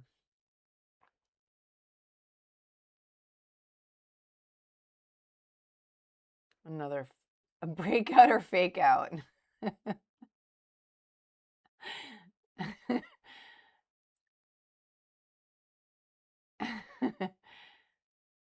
I just coin a phrase? Is that a real? I feel like someone has already come up with that, breakout or fake out.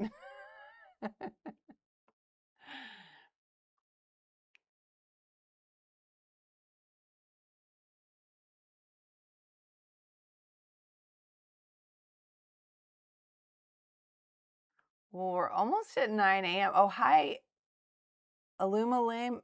I can't pronounce your name. I'll call you Aluma. Aluma. Hi, Aluma. I'm using Thinkorswim.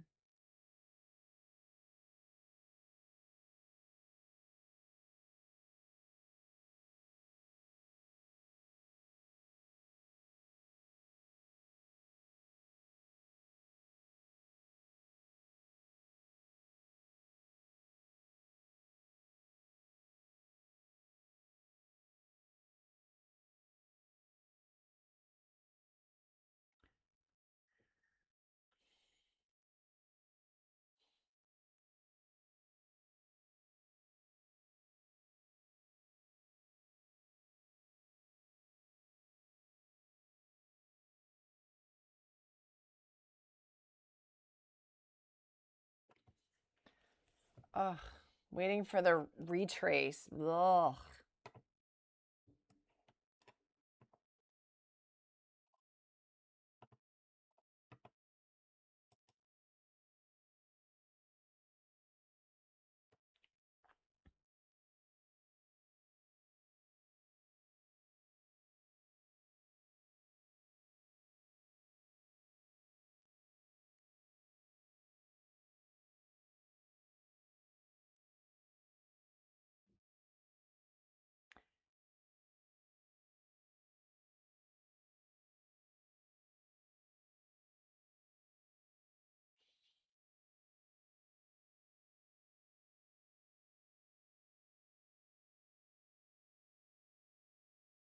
$10.75. So that would be this right here. Is that what you're looking for, Stargazer? Right here, $10.75.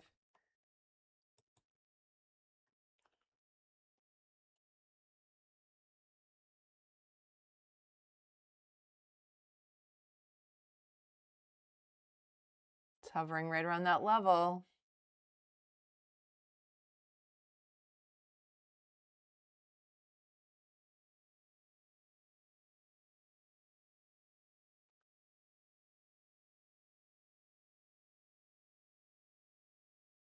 Right. 10 is such an even number psychologically.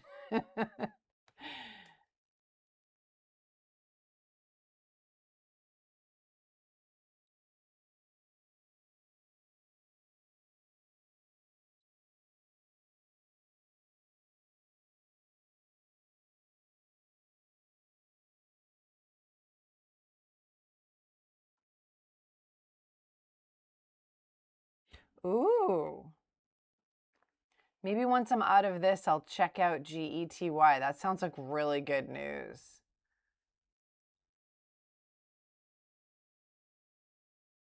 I don't think I'm watching level 2 as much as I should be. Things are hovering right around 10.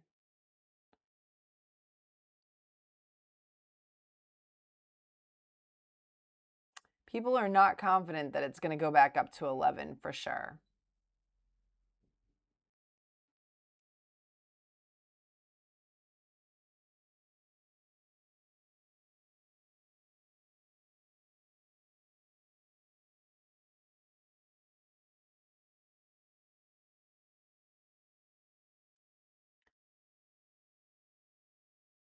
Thank you for reminding me, Legos. You're like, watch level 2. I mean, it's got a bigger spread too, which is, you know, always a concern.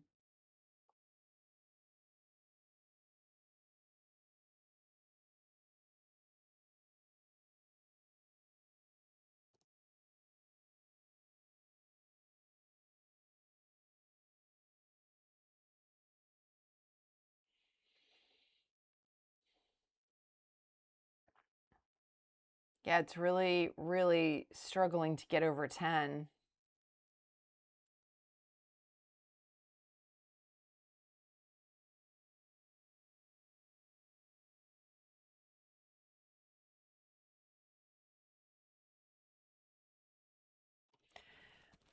My arms are getting tired from holding them over the keys today.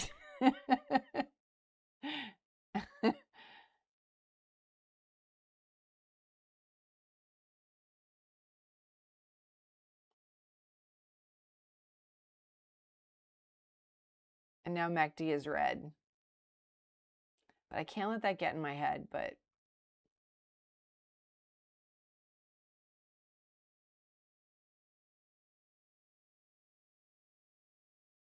I don't really see any big orders. Oh, I see a big order to sell, well, big relatively, for the other orders at 1091. Wow, it's really fighting right around 10.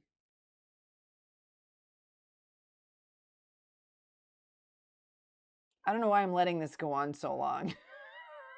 I don't know why I'm doing that, but I think I'm just watching. I mean,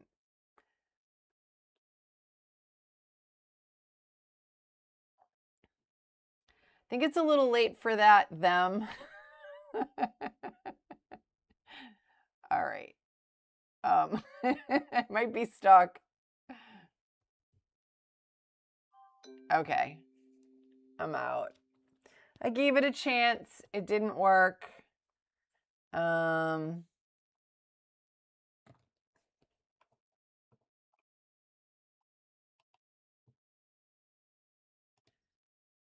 I mean, it might tap this level here and run back up, but I'm kind of yeah. Once it broke that level, Stargazer, I was like, I'm out. I'm out. Ugh. To the VWAP it goes. Yeah. Yeah, that's true.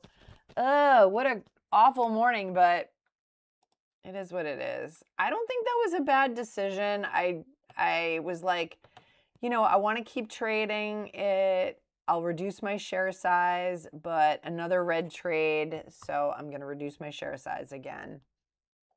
I'll keep trading, but I know, was I holding my breath again? Probably. I'm trying really hard because one of the things I realized over the weekend is that I do feel pressure trading live. So I'm trying really hard to just take the trades that I would take if I were by myself. And I would have taken that trade, but with reduced share size, which is what I did. So, I'll keep trading, but now I'm at 10 shares and I'm just going to see, what happens, but I'm not going to, I mean, I'm in the hole now, so yeah.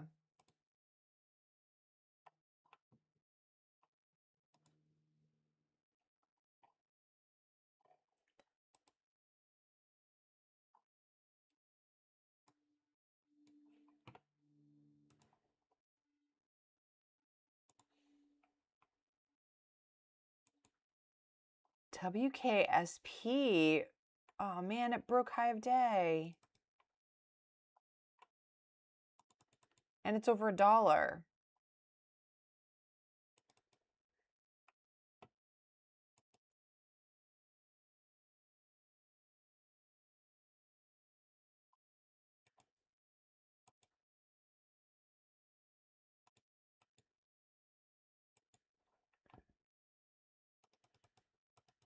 Oh, look at that.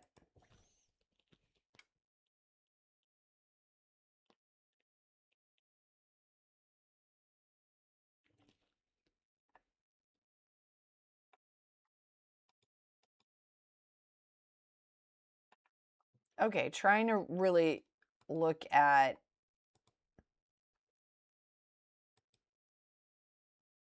this has got a nice trend up. This is awesome. Actually, if I look at support, there we go.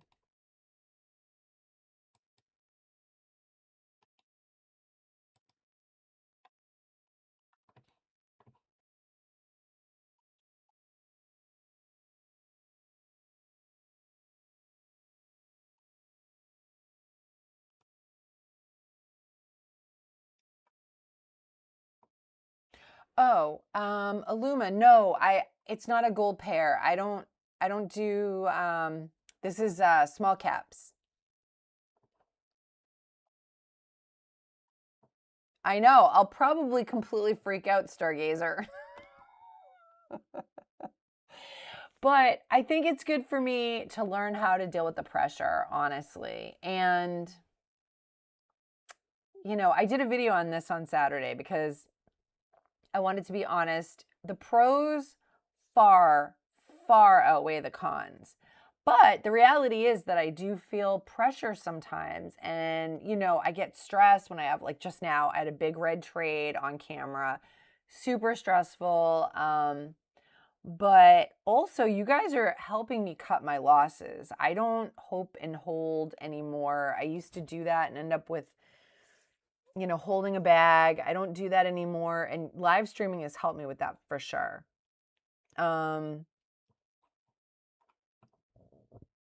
So I think that the right now the pros far outweigh the cons, but when the channel grows, I'll probably freak out a little bit, but it's kind of nice that it's small because, you know, I get to talk to all of you and we actually have a conversation going. Yeah, if it gets to be a big group, it's going to be harder to keep up. And then, you know, but I guess I'll cross that bridge if and when I get to that point. But yeah, the pressure is real for sure. You know, no one likes to make a dumb trade live on, you know? It's like it just taps into all my insecurities, you know?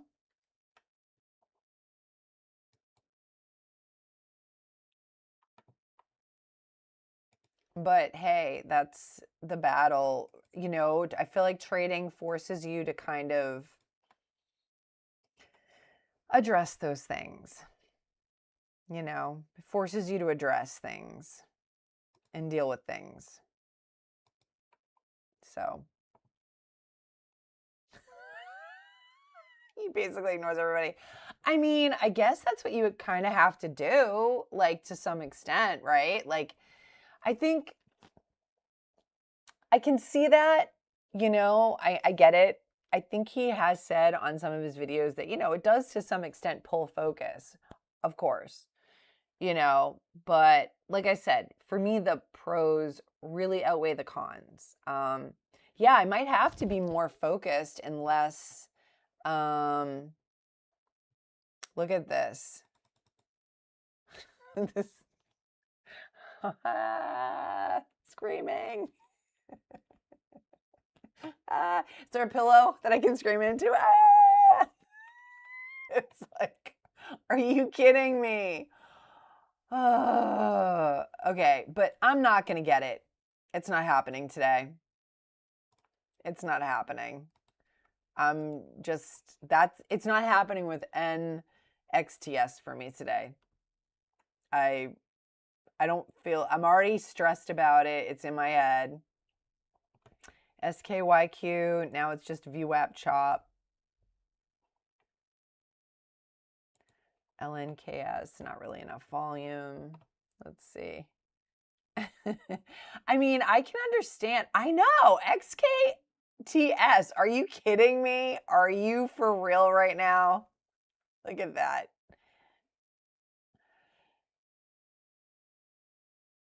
It did actually. Okay, to be fair, I thought about waiting until it hit this level because this was the previous level of resistance. I thought about it might bounce off that level of support, and it did. But of course I didn't wait for it. My timing's off today. But you know,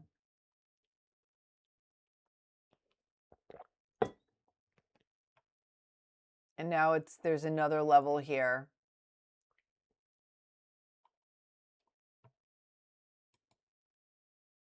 I mean, I should have, you know, I thought about it. I thought, should I wait for it to bounce off this level of support? It's still above VWAP.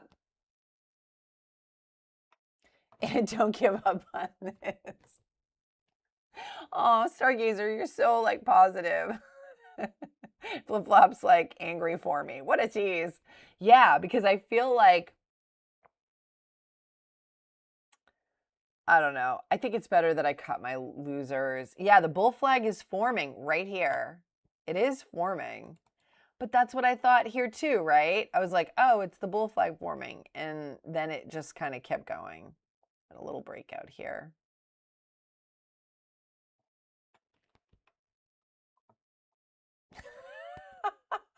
That was one day flip flop, one day. Plus, I got to lift later and spar later. I've got a very, very crazy workout planned for later, so I got to save my strength.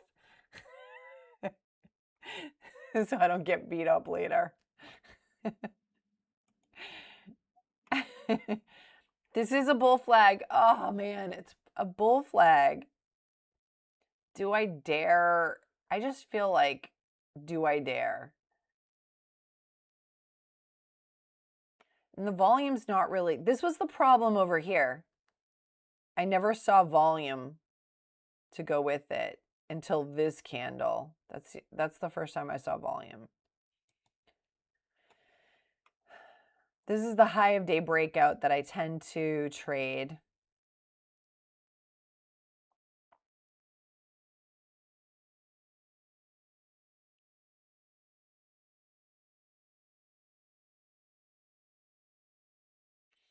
They always break down into 3 waves. Well, that's what Ross says. He always says the first and second bull flag pullbacks are the best. The third one is sketchy, potentially. But here, it's kind of not really clear bull flags and pullbacks. It's like it's trading in this level, breaks through that level, trading in this level, breaks through that level. Now it's trading here sideways. It'll probably have a breakthrough again, but now, oh, look at this.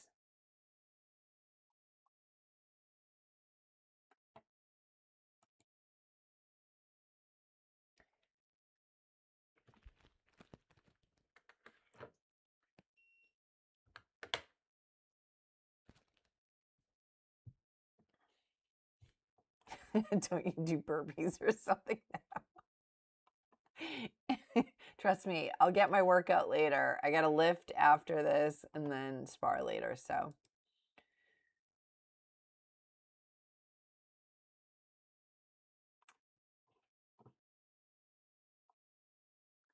Yeah. Yeah, so I'm at 10 shares, but this wasn't a clean setup.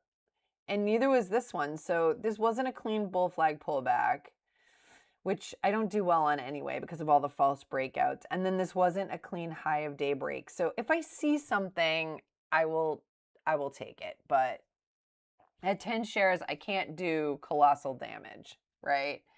And then I can keep practicing and trading. But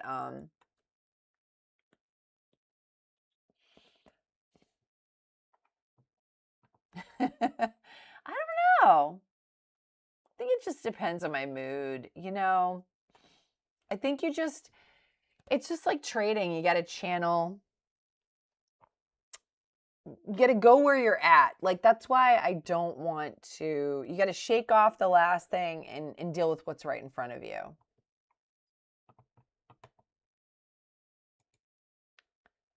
Can't let your emotions dictate everything.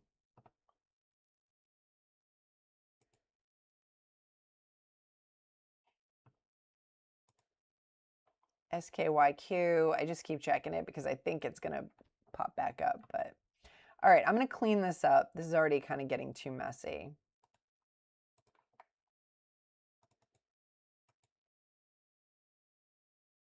Yeah. It is cleanly trading in a channel, going up, trading in a channel, going up, and it's doing the same thing here.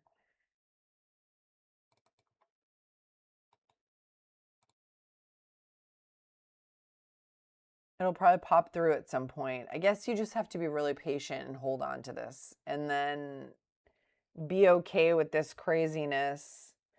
This isn't really for scalpers, I guess. Well, we're coming up on 9:30.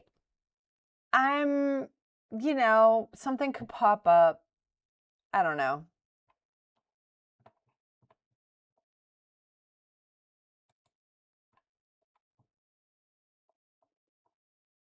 And this has like awesome news, I think.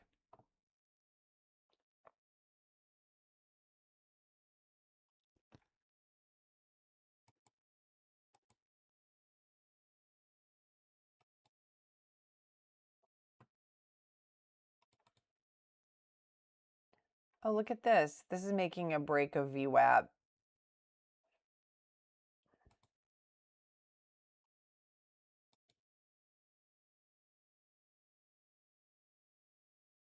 will it hold?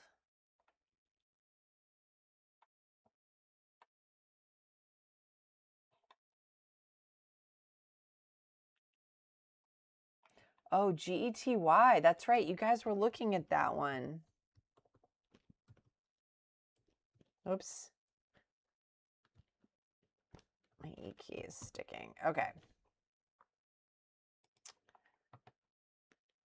So you think this is going to break VWAP on the open? So that is going to be one of my weekly goals, but I ended up doing chart patterns this week. So I am going to do that. That's on my list of weekly goals to do, is to learn to be better about setting alerts. In this case, I could see myself setting an alert at VWAP. This is where I could see myself setting an alert, because I actually was thinking about that, even though I didn't work on my trading over the weekend, except for writing my Substack. I did think about the alerts thing, and I could see myself, I was like, well, where would I create an alert? This to me seems like a good place to create an alert. Like if it breaks VWAP, then I would consider getting in. This is where I think the indicators would be helpful for me in terms of setting alerts. I wonder if, so you would get in before VWAP. Well, you don't use VWAP, right? So you would get in at 146. I'm not sure. I see what you're saying. This flat top here, right here, this level of, where is it?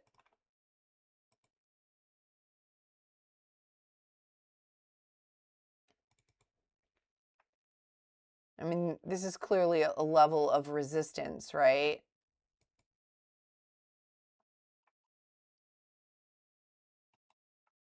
Well, VWAP keeps moving. How dare it?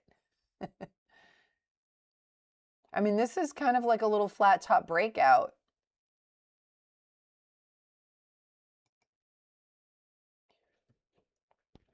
Yeah, I wonder, I think for me, the indicators would be helpful in terms of setting alerts, especially something like VWAP if I want to trade the VWAP reclaim.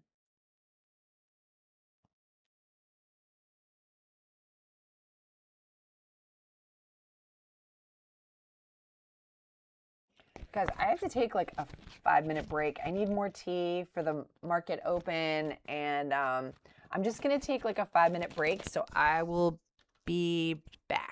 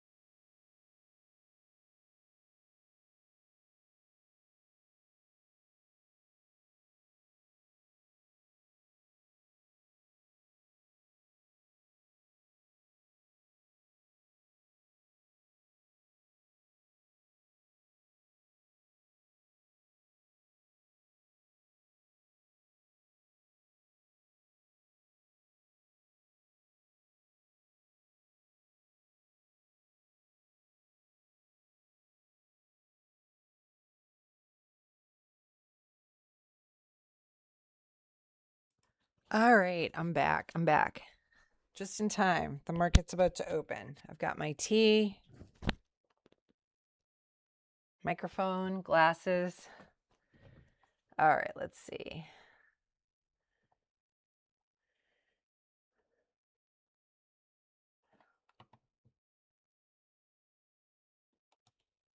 What happened with GTY? Oh, it didn't. It's just kind of hovering there.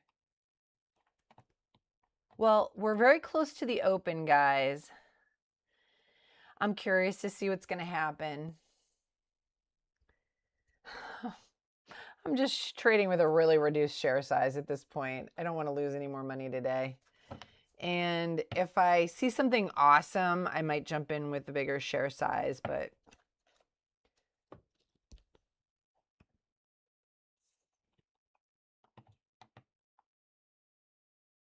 we're only a few minutes from the open. So maybe we'll get some momentum.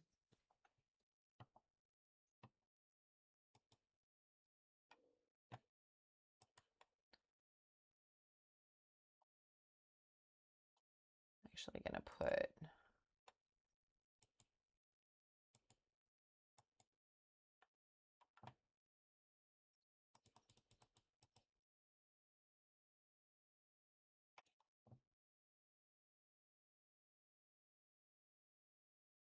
CRVOs popping up.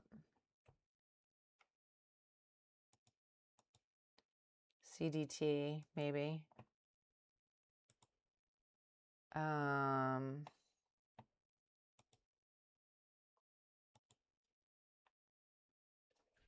Let's see what happens at the market open. If I have a chance to redeem myself or not.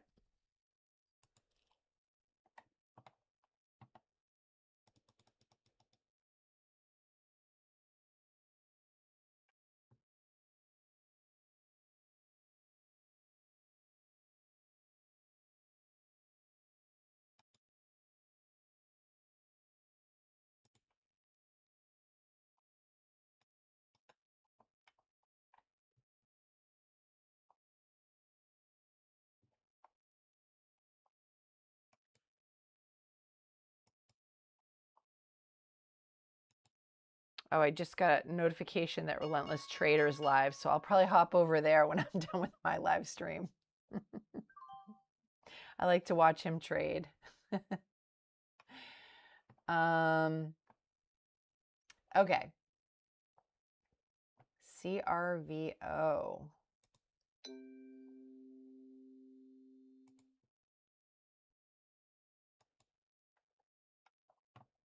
Is popping up.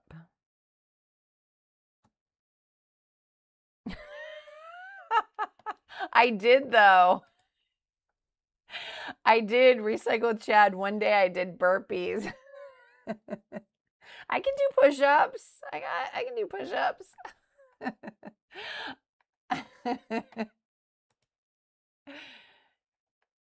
You should all be doing push-ups. They're very good for you.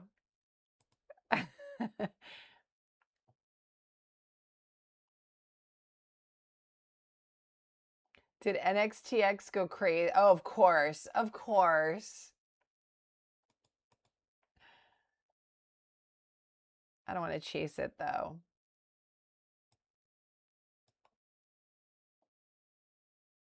It did what it's been doing, right? It broke through this level. And I missed that move, and that's okay. That's fine. That's fine.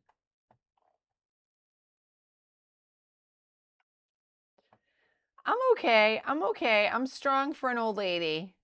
For 55. I'm strong for 55. But you should all be working out. That's my PSA for the day. You're in to GETY.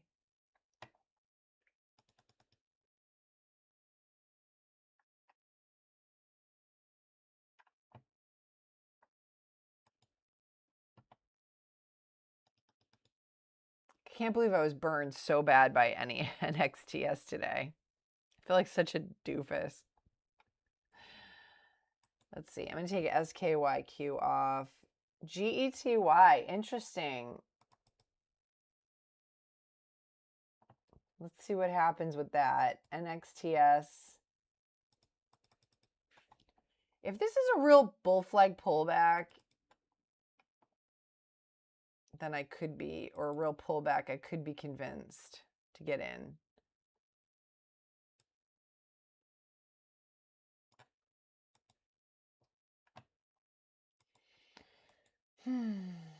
Let's see.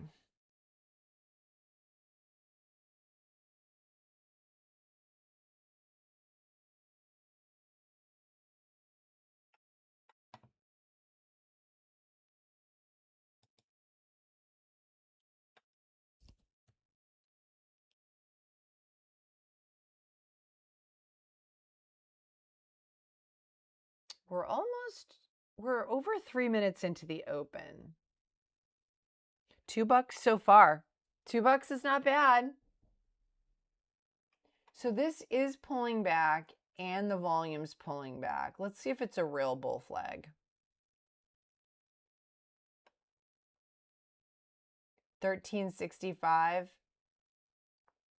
I mean, the way it's been going, if it breaks high of day, then I would maybe, yeah, that's what I would do if it breaks high of day, but I'm not real. It does, yeah. So right here, can you see the little bubble? It'll give the high right here. See the little bubble right here? But I think there's other ways you can kind of set it up, recycle with Chad, where like there's all different ways you can configure it. I'm sure I'm underutilizing it to some extent, but there's definitely ways to.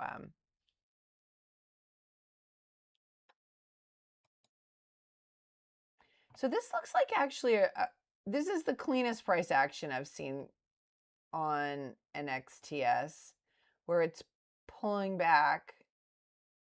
The volume's pulling back.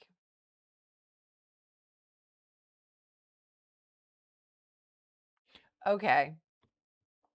Yeah, I mean, I have the little bubble here. I always have the little bubble here for the high of day. Oh, there it goes.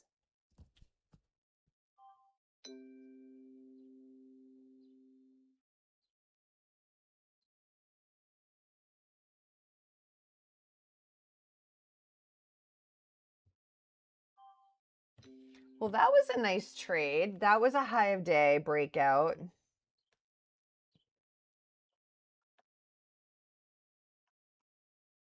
That was actually a nice little trade. Did it halt? I think it halted. Oh, I think NXTS is halting. Yep. This could be interesting. This could be interesting. Yeah, so that actually was a green trade. That dug me out of my hole a little bit. I'm going to increase, that was like 50 cents a share. I'm going to increase my share size to 25. See how that goes. MSTX. MSTX.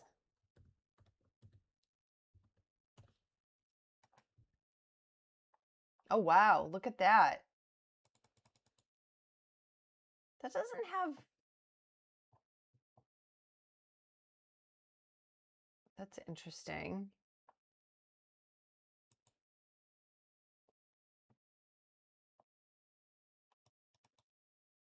EHGO is kind of moving up.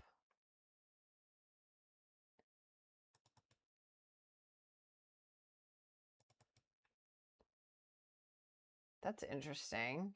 Huh.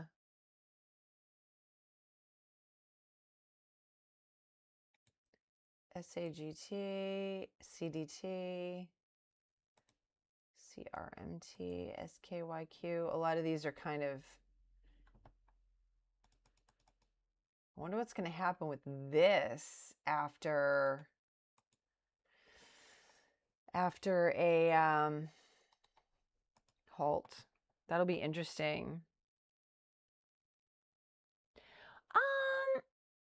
Yes and no. I just put VWAP back on my charts, and I do feel like you know, above VWAP, the bulls are in charge. It's not that it's a green light, but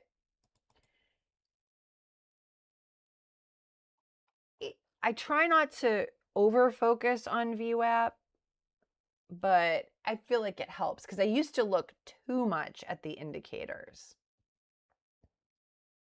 And now I'm just trying to use them as kind of confirmation. So I'm still kind of experimenting with VWAP, like, all right, so GETY, that kind of, so that's good to have the alert on, but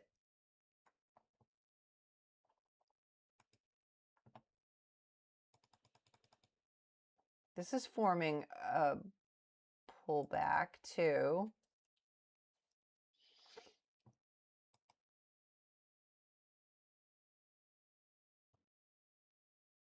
I feel like if this breaks high of day, that could be a good trade. But I wonder what the relative volume is on this. The total volume is still kind of low on MSTX.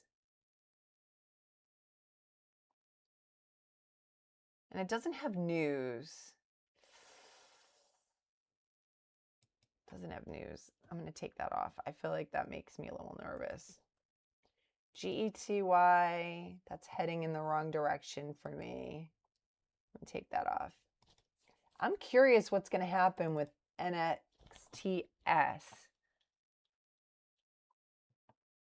RK. Stargazer has it dialed in for sure. RKLZ over yesterday's high. Yeah, that's always good when you look at like the previous high of day, right? RAKLZ. Ooh, that's really running up. But relative volume is low.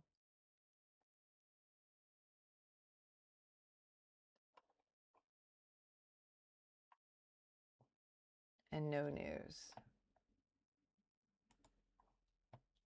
I'm really curious what's going to happen with NKTS on resumption. I feel like this could be a potentially good one to trade on resumption, but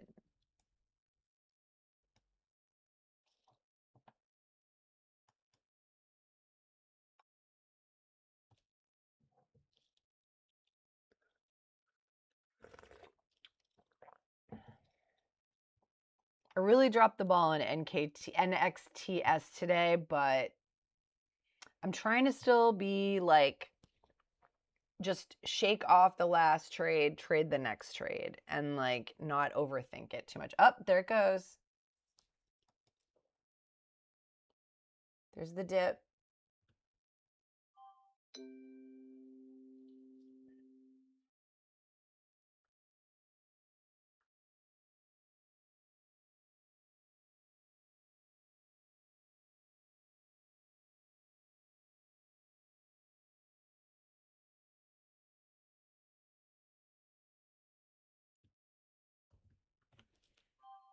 Okay. I could have stayed in it longer, but I'm just trying to redeem myself here. So that was a halt. And it's halting again. It's halting again. So that, I think it's halting again. Yep. So BIRD is also popping up. All right, I'm redeeming myself a little bit here. Redeeming myself a little bit. Okay, so I'm gonna go up from 25 to 50 shares. I'm getting my confidence back a little bit. BIRD, ABTS, ABTS. Ooh, that's interesting. BIRD.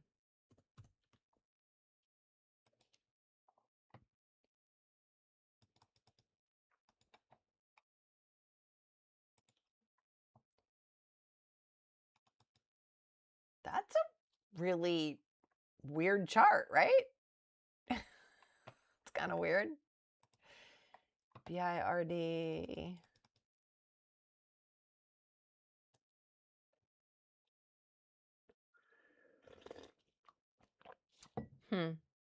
RGNT. Ton of stuff popping up now.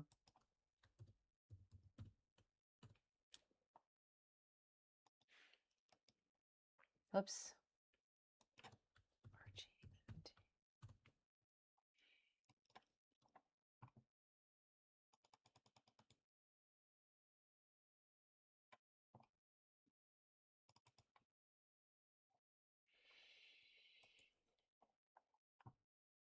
So that was the first halt.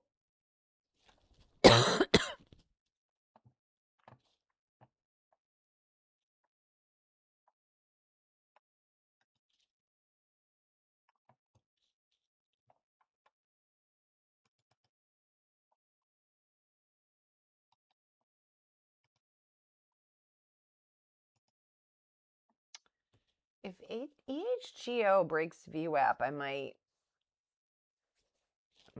pop in.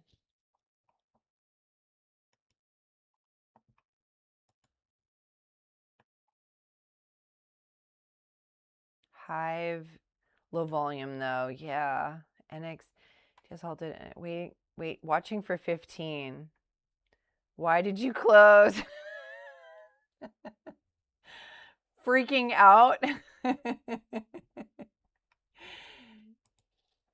I guess I'm being cautious because I am trying to build myself back here, you know? I do. I trade a break of high of day. I learned that from Ross Cameron. I guess it's like a very conservative, you know, after the pullback, I do trade the break of high of day. Actually, that's one of my highest profits is on high of day.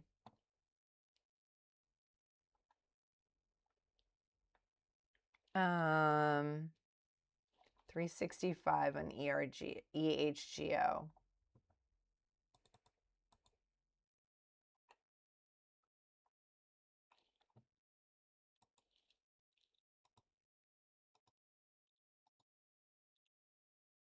Look at this, SKYQ is popping back up. So these are tweezer bottoms, right? Tweezer bottoms. So this is a reversal pattern. It looks like it's trying to come back up. Oh, look at that.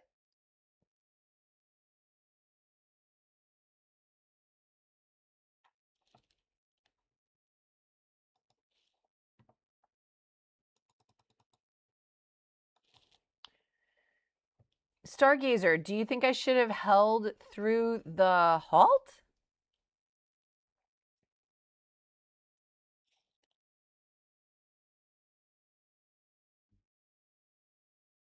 I get nervous getting stuck in halts.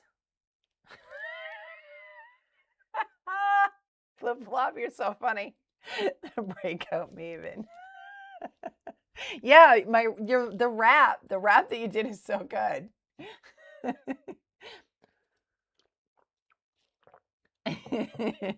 Raven the Breakout Maven. I love it.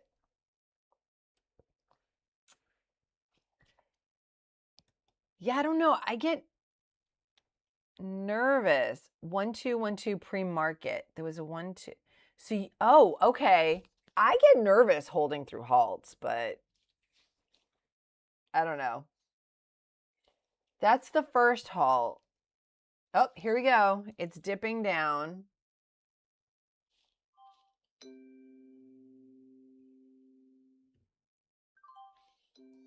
I know, I sold, but I'm trying to redeem myself a little bit here. I took another halt trade.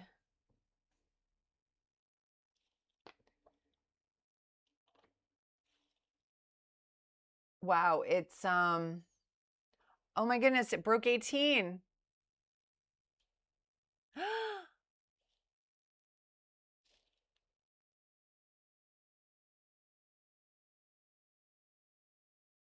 Now it's pulling back. That's crazy. We're all like, what? Look at that. It's pulling back. At least I'm I'm redeeming myself a little bit by bit by bit. Okay, so I had a green trade, so I'm going to increase my share size back up to 100. And it's been an exciting open, huh?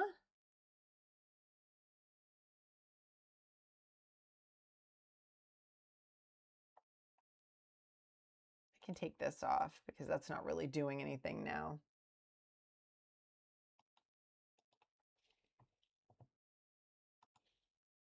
BIRD is continuing to run up.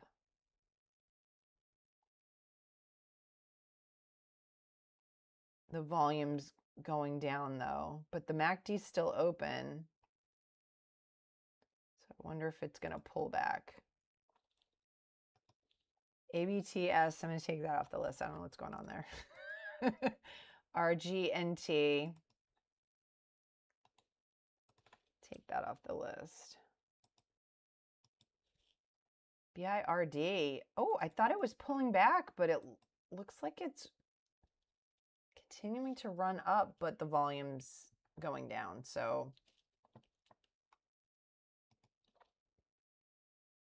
let's see, NXTS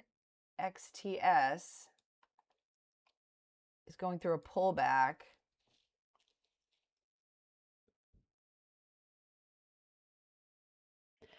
I don't know. I tend to have too many false breakouts.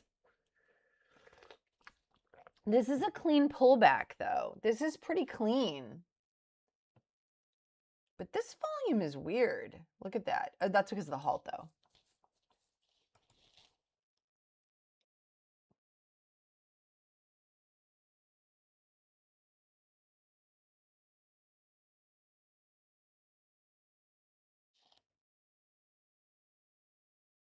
Oh, I'm too nervous to get in on this. I don't see the confirmation on the volume candle.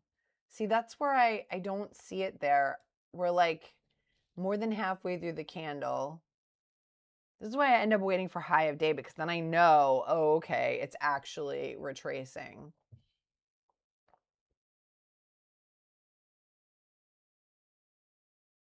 Okay, now there's some volume.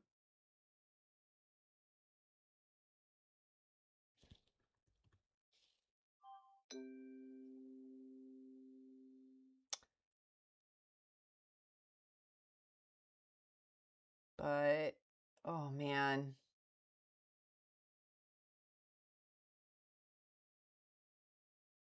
This is where I get screwed on every pullback, I'm telling you. Okay, so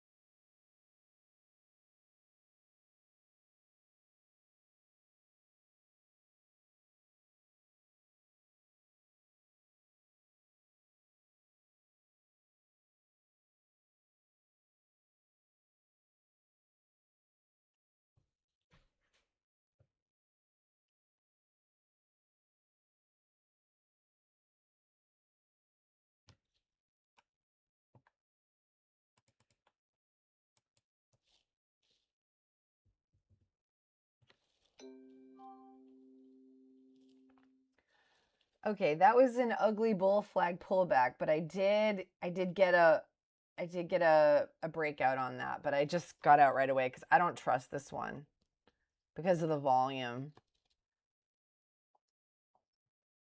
ES on futures. Oh, okay. Do you do futures? Is that, let's see, is that /ES? Whoops.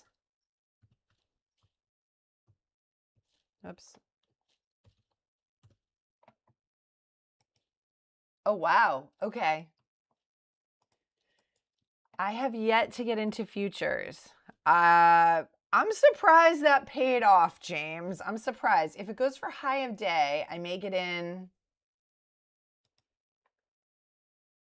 on high of day breakout, but I don't know.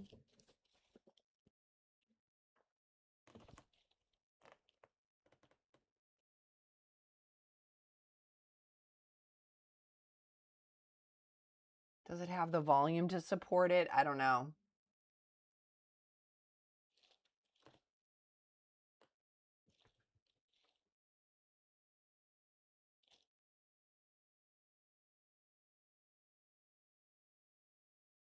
Oh, okay. I'm interested in doing futures eventually. I just have to get consistent at this first, but oh, thanks, Flip Flop. We'll see. I'm kind of creeping out of my hole a little bit. We'll see if I can make the loss less traumatic.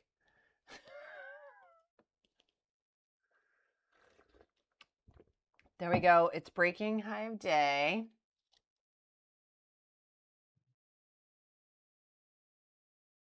But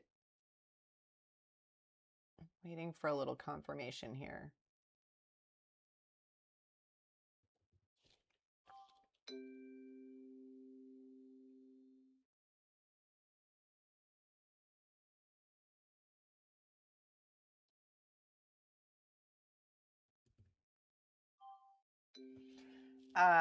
That was just a little scalp of high of day. I didn't like the. Oh, thank you. The streaming is going better than my trading, which is terrifying. I'm happy that the channel's doing well, but I would like my trading to be doing better. That would be great.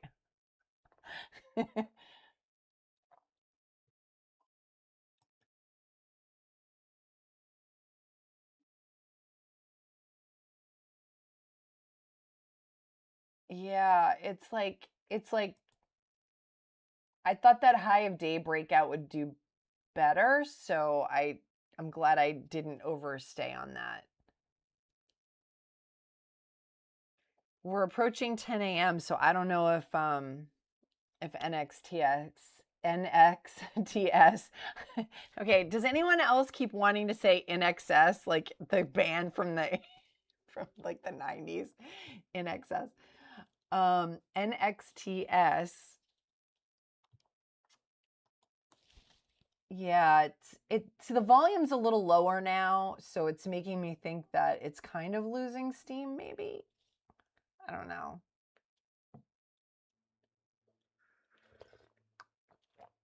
But I'm glad I didn't get scared off and kept trading with lower share size, because this is the most obvious stock of the day, right? At least right now. Let's see. BIRD. Ooh, BIRD broke high of day.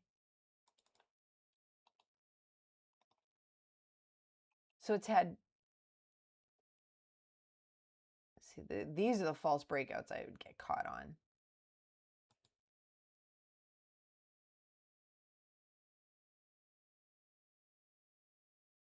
And MACD's still green. That's nice. This is where I feel like MACD does help me. Like here, the window's closing. See, this is where the volume is not as great as over here, and the window's closing a little bit. So maybe things are moving over to another stock.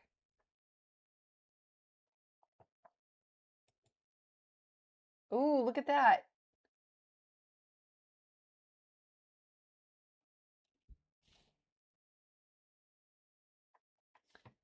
Cast. Oops.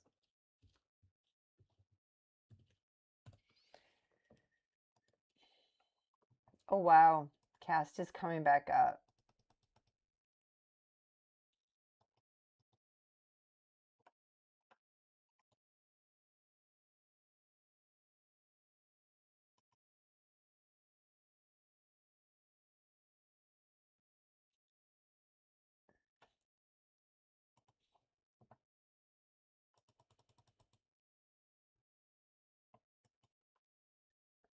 Oh, I always find this interesting. Okay, so this is like a Maribozu bullish, right? This looks like it's trying to push higher. And this is a hanging man. And now it's pushing higher. But the volume's getting lower.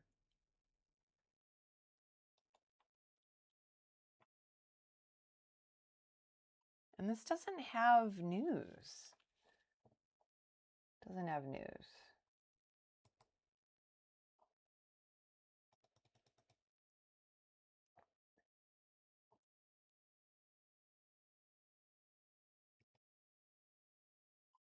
EHGO broke VWAP. Look at that.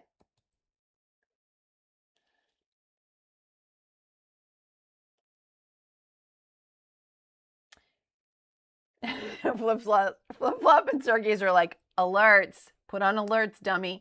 I know. I have to get better at that. Thank you for reminding me. If I would probably put the alert here at the last point of resistance that it broke. This is good. Okay, thank you for reminding me. You guys are good about reminding me. Hive is still running? Yeah, you guys are like, hello, put on your alerts.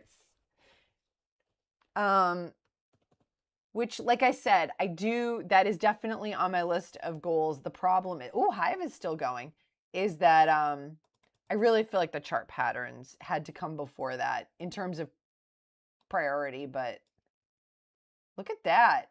Oh, so it broke out over this level, which was a nice high of day breakout. I mean, a flat top breakout that I missed.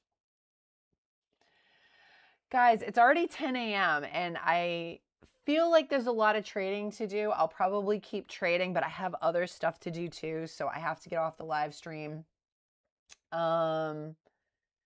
So I'm red today, but I did kind of redeem myself with some good trades on afterwards. I'm way less in the hole than I was. So that's really good news. I felt like I finally got my rhythm, got my mojo back. Anyway, I will post a recap later and then I will see you guys tomorrow. Okay? Trade smart, guys.